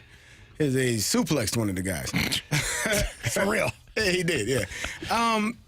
So I've never thought it was an intelligent thing, one, to punch a helmet. I always thought that was the dumbest thing in the world because you what are you doing? They got a face mask on. You're not punching them in the face. You punch them in the helmet. You can break your hand. I never thought it was a good idea to have your helmet off and still be engaged in helmets being swung and shoulder pads being near you. So I think that's a dumbass idea as well. But I do think that there are. I'm not a fan of the training camp fights, but I do know it happens. As you said, sometimes you've been going back and forth with one another. More times than not, then it's usually your team. I played on teams like in Pittsburgh. We didn't really have camp fights because we understood, you don't want anybody to get hurt. Mm-hmm. Like that's still your teammate. You can be hot and heated. You can be bothered. You can be as mad as you want to be. But let's keep it in between the lines. If you hit somebody and it's a live drill and they get knocked down, hell, that's on them. You're playing the game the right way. But to go out and have a fist fight, now this was two opposing teams, you're still putting yourself and your team at jeopardy of someone getting injured, missing some significant time, which ruins or potentially ruins your own season. I just don't think it's a smart idea. Mm-hmm. And I think it does. There's a level of coaches where you want to see your team get right to the brink of maybe ready to fight, but at the same time understanding, let's not, guys tussling, grabbing one another, and then it separates, cool. But when you get to it where guys are swinging helmets are off, guys are being tackled to the ground, it's 45 people. That means it's 90 feet around you. You can get stepped on, step on a hand, break a hand, get your arm. It's too many things that can happen at the bottom of that pile that are not good for your team and for the rest of the season, potentially. I never got that the football thing of fighting in football, wearing the helmets. That's a dumb idea. Well, a couple things happen there. One, if you're punching a helmet, you break your hand. I mean, you can. Doesn't mean you will, but it doesn't seem all like that great of a decision. Or even some of the guys, there's two things that happen then when they grab the face mask. One, you could injure that guy's neck pretty darn bad, too, by dragging him around. But you could also get your fingers all jacked up, too, if you twist that mask and it's like... Yeah, buddy. So it really doesn't make a whole lot of sense. Now, it doesn't mean in the moment when you're super angry at the guy across you that you don't want to do it. But then, like CD says, you see all these scrums. It's not like they say, oh, hey, those guys are going. Everybody step back. No. Let them go. They do that right in hockey. Well, that's but it's 25 guys or whatever. Just boom in there. The coaches are in there trying to help guys or pull guys off. There's guys getting boot stomped. I mean, it's like, what are we doing? But again, I get the intensity of it. As a coach, it don't make no sense to get in there. Like, those are 250 to 300 pound men. I see coaches. It's a bad idea, man. Like, if I'm coaching, hopefully they just tire themselves out. Because I'm not getting in that mess. Well, some of those coaches want that contact again. They're like, they're tired of it too. They say they do, but they don't. Gary, I could see you getting in there. I'm not getting in there. I can see you drop kicking. What I've learned, no. I first of all, I don't grab anybody that's fighting. Because if I grab you and you get punched, now you might want to punch me. That's true. You know what I mean? Like, I don't want to. Gary, I take it back. Yeah. So we're going to try to disperse this as quickly as possible, but without me getting involved with, guys that are probably 20 years younger than me. That makes sense. Full of, a lot of adrenaline, ready to roll. Yeah, ready to rock. But, Jamie, since we're on football, Jamie, you had noted that Adam Schefter a couple of days ago tweeted out for the second time this summer, Aaron Donald was listed today as working out with the Rams on NFL's transaction wire. But you actually posed, because everybody's talking about, hey, if Aaron Donald comes back, it's an unbelievable wrecking crew, right? Yeah. But you actually posed the question, is the Aaron Donald situation becoming a distraction? Yeah, and not a huge one, but if, like, he had his first tryout, we saw that he was listed on the roster list, and then he wasn't. And then he was listed again. And, like, at some point, for your team, even just emotionally, they know how much he would mean to come back if he's in the right shape and all that stuff. At some point, it's like, okay, dude, like, we're done here. Are you in or are you out? Right. And if you don't know, then let's not do this on the practice roster, off the practice roster. Go do your workouts, and then come back. I know they're not going to be rude to Aaron Donald. I mean, come on. Yeah.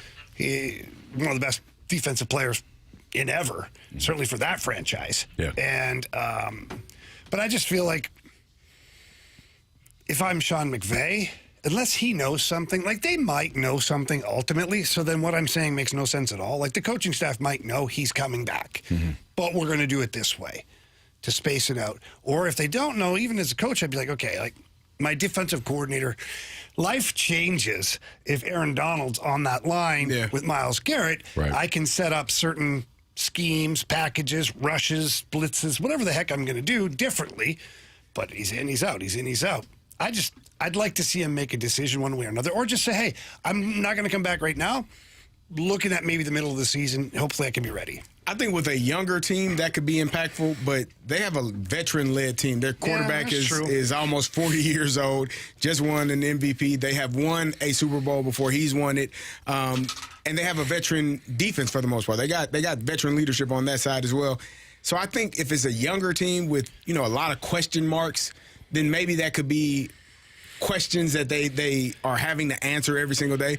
But I think when you have a veteran-led team, they understand what this is. And if Aaron Donald is capable of playing, I think what it boils down to is he needs to feel like he's still capable of being Aaron Donald. When you're as great as he is or as he was, I don't think coming back and being anything less than that for him would be sufficient enough. Yeah, you can't take a step back. I'll take an 85% Aaron Donald next to Myles Garrett. I understand. I would too. But I think he wants to make sure that he's both mentally and, I mean, when you take 2 years off from playing a sport and then you're asking your body to be ready to do that again for 17 weeks of a regular season and then whatever potentially the playoff run is, That's a lot, both mentally and physically, to take on. He probably just got back to feeling like 100% of himself. You're right, Carey. It's not just the hamstrings, the hip flexors, the shoulders, the rib cage. It's once the hitting starts, too. Yeah. Because the body has not been used to being hit, and then the recovery part the next day, and then hit again, and then the recovery. Yes. That's one thing that once it goes away as being in a physical sport, you're okay with it. You're like, I'm good. I'm good without feeling the pain. I missed the game, do but I my want to body hit feels somebody? good. Yeah, I do, but I really don't want to get hit. Right. 100%. I can hit somebody right now. You hit me. Oh, we got a problem. Yeah, and so maybe that part too. He's trying to, like you say, develop those those physical calluses. Yeah. Get back into the groove. Yeah. So, all right, so maybe I'm an idiot, guys. You're not an idiot. I like how you explore things. All right, that's how we found out that. That's how we found out that goldfish actually have outstanding memories. Yeah, man. Well, That's we important. don't know that for sure. We don't know that they don't, though. No, you're That's right. the Either important way, thing. yeah. All right, our NFL season preview continues with the AFC West. Your favorite division. Next on 101 ESPN.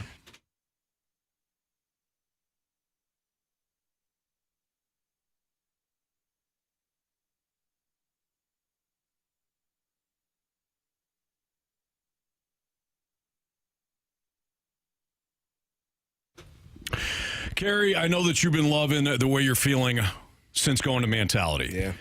The thing that I think Carey and I want to stress is that if you're somebody that is in your 30s, your 40s, your 50s, and you're constantly struggling with energy, you're constantly struggling with your mood, you're constantly struggling with just not feeling like yourself. You used to go to the gym. You used to, play with the kids a lot more outside. You used to, explore all your hobbies, and you're not now. Go down, see one of our friends at Mentality. 2 different locations, one in Chesterfield, one in South County. They'll talk to you about how testosterone affects all the things I was just talking about. More importantly, though, they'll put you on a program to help you feel a hell of a lot younger than what you actually are. Yeah, and it'll be your specific program. They'll run a blood panel. They'll get down to the nitty gritty of exactly what is going on with your specific body and put you on a program tailored for you. Not my program, not Anthony's program. It's not one size fits all type of program. It's your specific program and what you need to be able to be the best version of yourself. So like Anthony said, if you need to go down, if you want to feel better, go talk to them. South County, Chesterfield, 2 great locations. Tell them Carey and Anthony sent you. They love to hear that, and they'll be able to help you get to being the best version of yourself. No doubt. LowTUSA.com. Book that appointment. Tell them Carey and Anthony sent you. It's Mentality.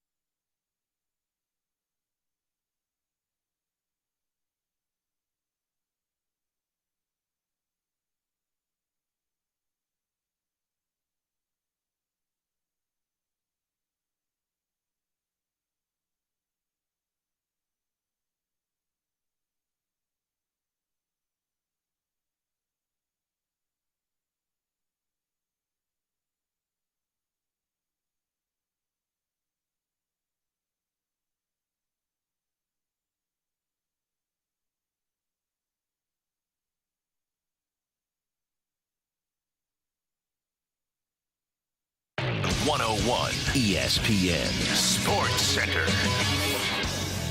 I'm Andrew Marsh. It's time for a Sports Center update brought to you by Universal Windows Direct. The Cardinals will get underway in less than 10 minutes at Great American Ballpark as they take on the Reds once again. Matthew Liberatore on the mound tonight for the Cardinals, and he will face off against Chase Burns. If you have missed anything from today's show, make sure you go to 101ESPN.com or check out the free Dobbs Tire and Auto Center's 101 ESPN mobile app. Just head to the podcast page. You'll find all of our interviews, including the one that we had today with Jeremy Rutherford. You'll also find all of our shows, and it's all brought to you by the Schaefer Door Company. We are going to dive into the AFC West with our NFL division previews. That's coming up next right here in the Fast Lane. I'm Andrew Marsh, and the Sports Center update is brought to you by Universal Windows Direct. You'll be saying, I love my windows.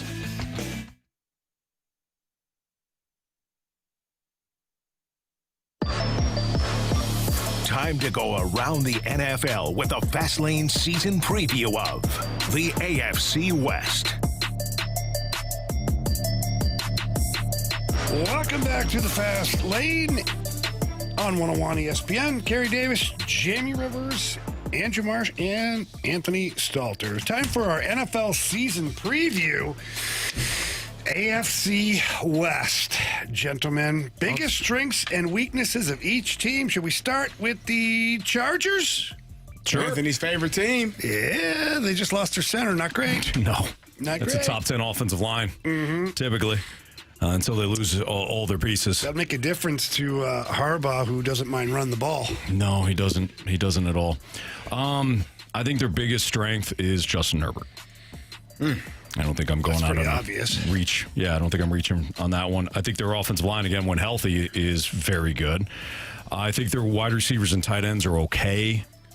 I think that their secondary is better than their front seven, but the defense I thought played over its skis last year. Like, I don't think they're that good. I think losing Minter is going to be a big deal for them. Yeah. Who obviously is now the head coach of the Baltimore Ravens. So I think that when I look at this team, I could see them taking a step back this year, but I still think they're in the wild card mix. I think the opposite. I think what Mike McDaniel is going to bring to this team, his offense, now he has a good quarterback, Justin Herbert. I know you. What are you saying, Marsh? I think he's a good quarterback, Anthony. Yeah, I think he's a really good quarterback. It's his favorite quarterback. What are we talking about? Crap before. I agree. Mike McDaniel with Justin Herbert and not Tua, I think can be great. I think it's really cool what Mike McDaniel has done with his career. In Denver, he was, the towel boy? No, ball boy. And then went to San Francisco. I think that was probably a huge part of his career, head coach. But now with the Chargers. But for me, man, I just look at how smart he is and what they can do in that offense. And with you, Justin Herbert, let's not forget about Ladd McConkey. I think he maybe not the best season last year, but I don't think they're overly talented. You don't think so? No, I don't think they're overly talented. Anthony, you almost took the statement right out of my mouth. That's exactly. You talk about what he had in San Francisco. You talk about what he had in Miami. Like, you had guys that could run. Swiss Army knives, guys that could be put in the slot, that could be outside, guys that could be at running back and moved to the slot. I don't think that they have that complement of receivers and running backs on this team at all. And I also think, here's what you can be excited about Mike McDaniel as much as you want to and think that it's going to be this high-powered offense and they're going to do all of these things that are beautiful schematically. Jim Harbaugh is the head coach. Jim Harbaugh wants to run 21 personnel, 2 running backs, 1 tight end, 2 receivers, and he wants to run the football. That's who he is. I don't see him, and here's kind of the problem or issue you could run into when your head coach is also a former play caller. Hey, man, what the hell are you doing over there? It's 3rd and 3. Why are you, what are we doing? Well, why are we in 4 wide? Come on, man. Let's run the football. I think you're going to see more of that type of personnel. I don't think it's going to be nearly as explosive as it was in Miami or with the Miami Dolphins when you had Tyreek and Jalen Waddle and Devon Achane. Like, I don't think it's going to be that at all. I think it's going to be more, like I said, the pro personnel. We're going to run the football. We're going to stay ahead of the chains. We'll take a shot every now and then, but I don't think it's going to be that explosive offense. One, because they don't, in my opinion, have the same level of talent. And two, Jim Harbaugh is a football coach that wants to run the football three yards in a cloud of dust. I think that's not a bad thing, though. No, it's not. I don't think it's bad. I just think it's more steady than explosive, though. Like, I look at this roster. I don't think it's overly talented. Like, Ladd McConkey's a good possession receiver. Quentin Johnston, depending on if he wants to play or not. Yeah, depending on the day. He got better last year. He did, but I mean, that's still not a consistent threat. Trey Harris is okay. Like, the O-line, I think, is the biggest strength outside of Justin Herbert. Which is why you run the football. They did draft Jake Slaughter in the second round, so hopefully he can take over at center with this latest injury. But ultimately, I think it's Justin Herbert's decision-making, his playmaking ability behind a good offensive line. But otherwise, again, I don't think it's an overly talented group. Just my opinion. I still think they're a wild card team. Still, you love Justin Herbert that dang on much. You do. Say it. I think they're going to be well coached too. Staff. Yeah, I think they're going to be well coached. He loves Justin Herbert. All right, what about the Denver Broncos? Strengths, weaknesses? Strength, defense. I mean, sign me up every day of the week. I love what they do defensively. I love how they get after the quarterback. I love how their secondary is stout, and they make plays on. They are probably 1A, 1B, number 2, depending on where you consider the Houston Texans. Yeah. Like, this is the second best or maybe the first best defense in the NFL. They have done a fantastic job. Pat Surtain was a defensive MVP a few years ago. Mm-hmm. They get after the quarterback, and they play really good football. That's the biggest strength that they have. The weakness, Anthony, you let me know what you think that is. The running game. Yeah. I think the running game is probably the biggest weakness that they have. I don't think probably. I think it is. The Texans are my favorite defense, period. I think the second best defense in the AFC, there's no question, is Denver. You're right. The front seven's top 5, not top 3. I think the secondary is probably 1 or 2. I might have Houston 1, Denver 2, but we're splitting hairs. I got Houston as the best defense so do I. in football. But the running situation, I think is the worst. Now, some may still question Bo Nix, but I think Bo Nix is more than serviceable. I think he's proven that he can be a franchise quarterback depending on who's around him. He's got a really great defense. He's got some guys to throw to. I think Denver's very good. And I wouldn't be shocked if they won the division again. I think Denver is offensively, the issue is the running back. Bo Nix, I can't say that he scares me. I think he's capable of doing a lot of things. And the addition of Jalen Waddle, I'm interested to see how he looks in that offense. They've been talking really well about Pat Bryant, who is an Illinois guy, second-year player out of Illinois. They've been talking about him and giving him a lot of praise this offseason. We already know what Cortland Sutton is at the receiver position. So they have 3 viable receivers that can go make plays. But it don't matter if you can't run the football. Yeah. Because if you can't run the ball, you're going to be facing a box that is, you're going to have 2 high safeties, and you're going to have much more trouble trying to find those receivers downfield because they don't have to worry about the run because J.K. Dobbins is consistently hurt. He's a really good running back when he's healthy. Can he stay healthy for an entire season? I don't know, man. He ain't done it yet. And R.J. Harvey, he's a head scratcher because I think he has the capability of being a really good back, but hell, sometimes it's not good. Mm-hmm. So that is the biggest concern for them, in my opinion, as well. All right, Kansas City. I mean, with the questions about Patrick Mahomes are obvious. Yeah. I wonder about that secondary, too. Like, they drafted Delaney Mansour. Mansour. So we'll see what he has to bring to the table. But I question the secondary. I think the front seven's pretty good. The receiving core is kind of, it is what it is, but how good's the O-line? I mean, that offensive line is toggled between being very good and flat out losing you Super Bowls. So I think there's more question marks surrounding the Chiefs this year than at any juncture under Andy Reid. And Patrick Mahomes, I should say. I would say one of the biggest strengths is if they can get it all together. Well, I'll say a couple of things. I think Eric Bieniemy being back is going to be a huge addition for them. They're going to run the football with Kenneth Walker. I think that's a huge addition as well. I think their offense is going to be much better than it was, especially the first few weeks of the season. I think they're going to lean heavily on that run game so they can give Patrick Mahomes opportunity to be completely healed returning from that knee surgery. Mm-hmm. You know how I football off the field stuff aside, Rashee Rice is that guy for me. Like he can play some football. He has he's made some decisions off the field that lead you to question, what he's doing. But him at that receiver position, Xavier Worthy, who is going to stretch the field, I think they have the complement of receivers that are really good. And we know what Travis Kelce is, despite him being, a little bit long in the tooth. He's still able to get open and make plays over the middle of the field. Yeah, man, he makes plays still. You mean Mr. Swift? Yeah, him. Mm-hmm. Hell of a football player, in case you didn't know. Not just a husband of Taylor Swift. He's a very supportive husband. He gets on stage with her sometimes. But not just that. Goes to all the concerts. He's a Super Bowl champion, future Hall of Famer. Mahomes? Yeah, no, we're talking about Kelce. No, Travis Kelce is too. Oh, yeah. The Raiders. I think they're going to be very, very improved. Probably still finish dead last in the division. They might. Probably, yeah. But still be a better team than they were. I like the Raiders.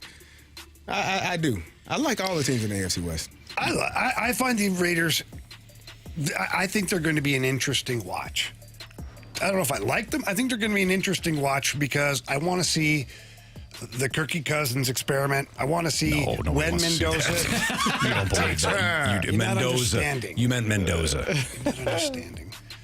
I want to see how long he's the starter, how bad he is, how quickly it happens. Thank you. And then when Mendoza takes over, what that looks like. Jesus, let me finish. Thank you, Jimmy. Kirk is going to have a hell of a start to the season. Chain's going to have MVP season, and Anthony's going to lose it.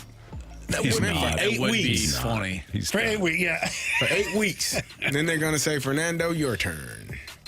Kirk's going to play ball, man. Pop out of his hands. What if he... It's like he's shot putting it. What if he balls out and they're in first place and they just, sorry, Fernando. You think Kirk's going to ball out? Anthony, you never know. I got a question for you. Marsh. I got a question for you. I've seen him do it before. We know. I got a question for you. Sure. Right now, today. Yeah. Michael Penix is injured still. I know what you're going to say.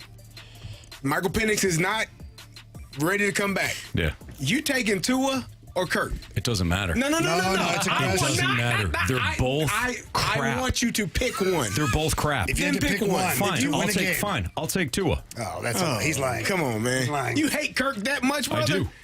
You don't hate him that much. He's lying.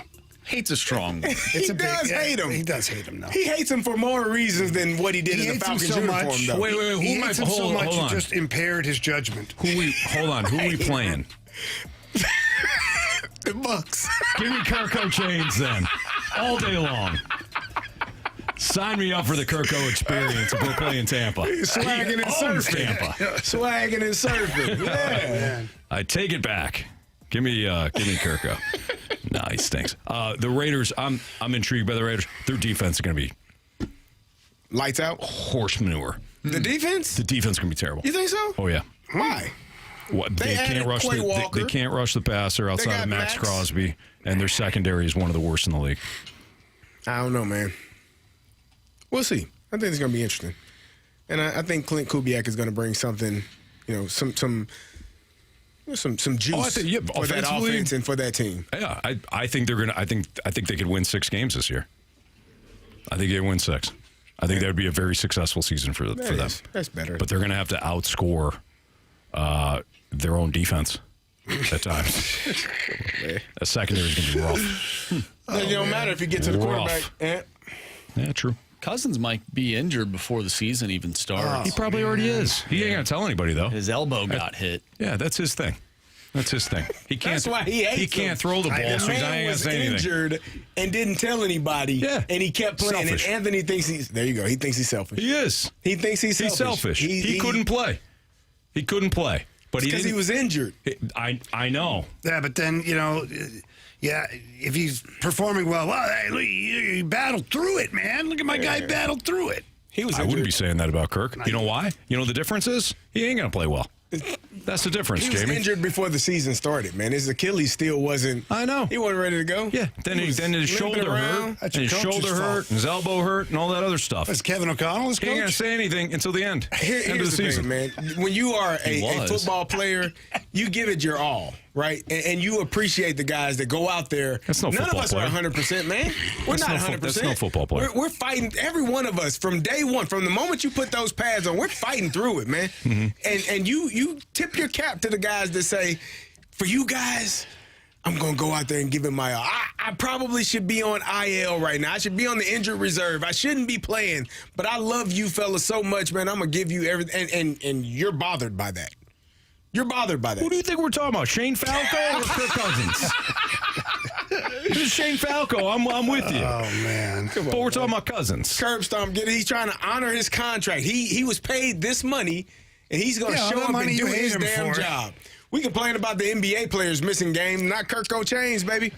Kirk O'Chains shows up and he plays, brother. And you're pissed off about it. Yeah, Shameful, I am. man. I am. Just an angry person. No, it's over some things. All right, we'll wrap up the show next on 101 ESPN.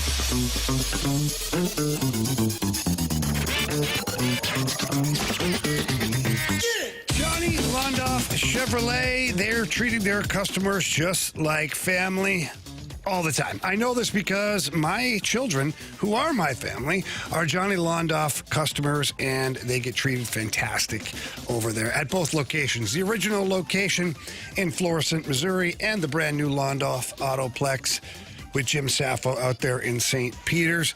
They've got great inventory at both locations, whether it's brand new inventory or pre-owned. And, you know, I just talked about my kids owning vehicles from Londoff Chevrolet. Well, whenever there's a problem or maintenance that needs to happen, they book an appointment, go in there, and I don't have to worry at all. The staff is so good with them, and they sit down, they explain things to them.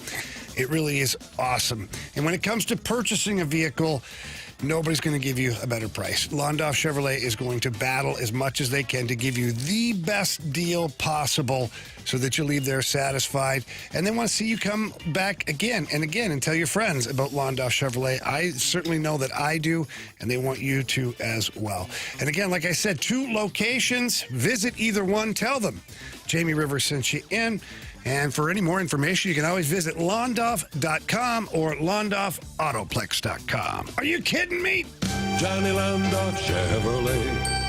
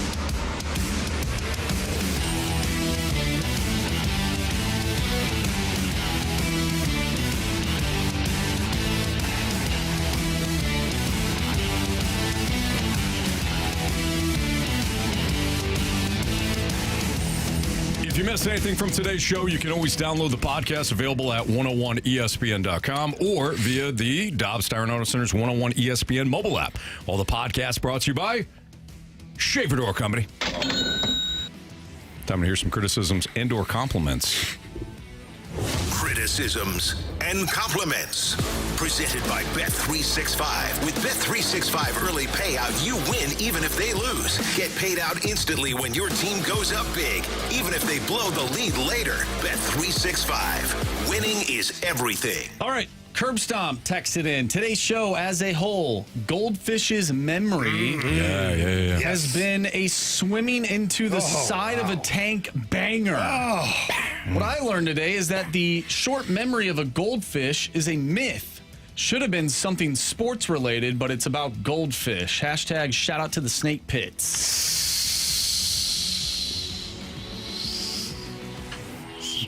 Chester, with great joy, another incendiary performance, gentlemen. You are on an 8-day heater. Wow, thank you. Incendiary. Did I say that right? Incendiary. Incendiary. It's called Insidious. Ooh, that movie was scary at the age that I watched it at. 23. No. No. Anthony's funny. Thanks, Gary. Guys, real quick. Vita Vea. Not traded. Extended. No. 1 year, $30 million. Stupid Bucks. Give that man his money. Oh, man. That stinks. Well, like I said yesterday, they'll win the division. Carey didn't believe me. Nah, man. Michael Penny's coming to the rescue, brother. Just you wait and see. Kevin Stefanski will never allow it. That's a 2-time coach of the year. He's you're too talking tall about. and has too good of an arm. You show him some respect. Jeez, Marshy, look at this crap. Give him respect. Okay? From the 314, fun show today. Gonna miss you guys on tomorrow's show. Have a great night. Yeah, so just a programming note again. The Rizzuto show will be in tomorrow. Feel free to harass them. They're hosting their own show in the morning, and then they are coming back from 2 to 6 as part of the punishment for last year's NFL Pick'em Challenge. Make sure we are doing the NFL Pick'em Challenge again. Make sure you let them know it's about damn time. Yes. Okay? You all have been asking when they're going to do their job of, filling in for our show since they lost.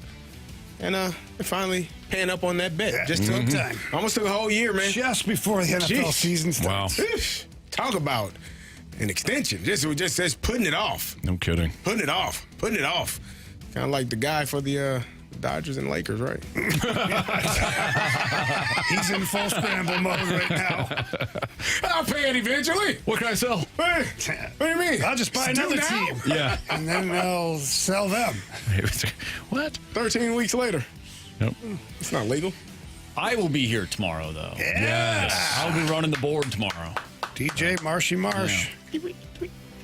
Now, Marsh does get another day off at some point. So for those wondering, hey, Marsh got fair. We lied to him. Oh, we did? Yes. Oh, I already used it. You'll be great, Marsh. I already put it in. Did you? I did, yeah. Good for you. Yep. Smart.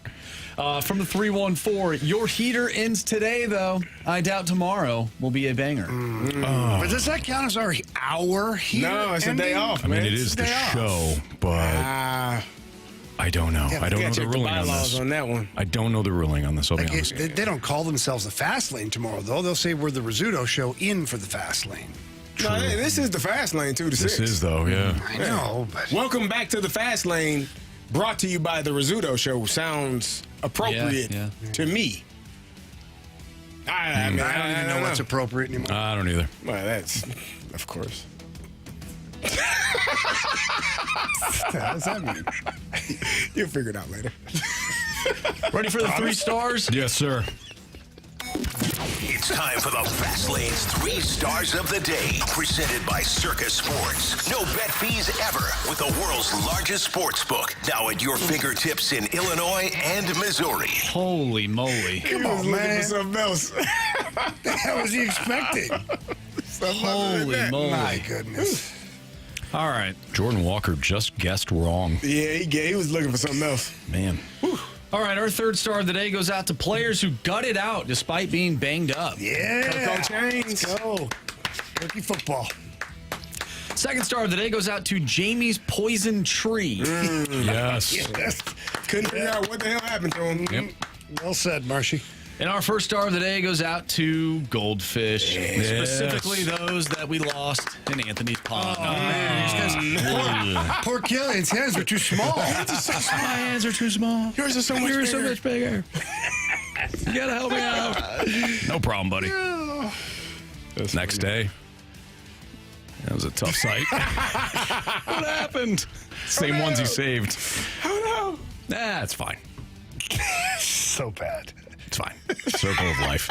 It's all good. All right, so everybody enjoy the Rizzuto show tomorrow from 2 to 6. We'll be back on Friday. Not Jamie. Jamie's suspended for his attitude.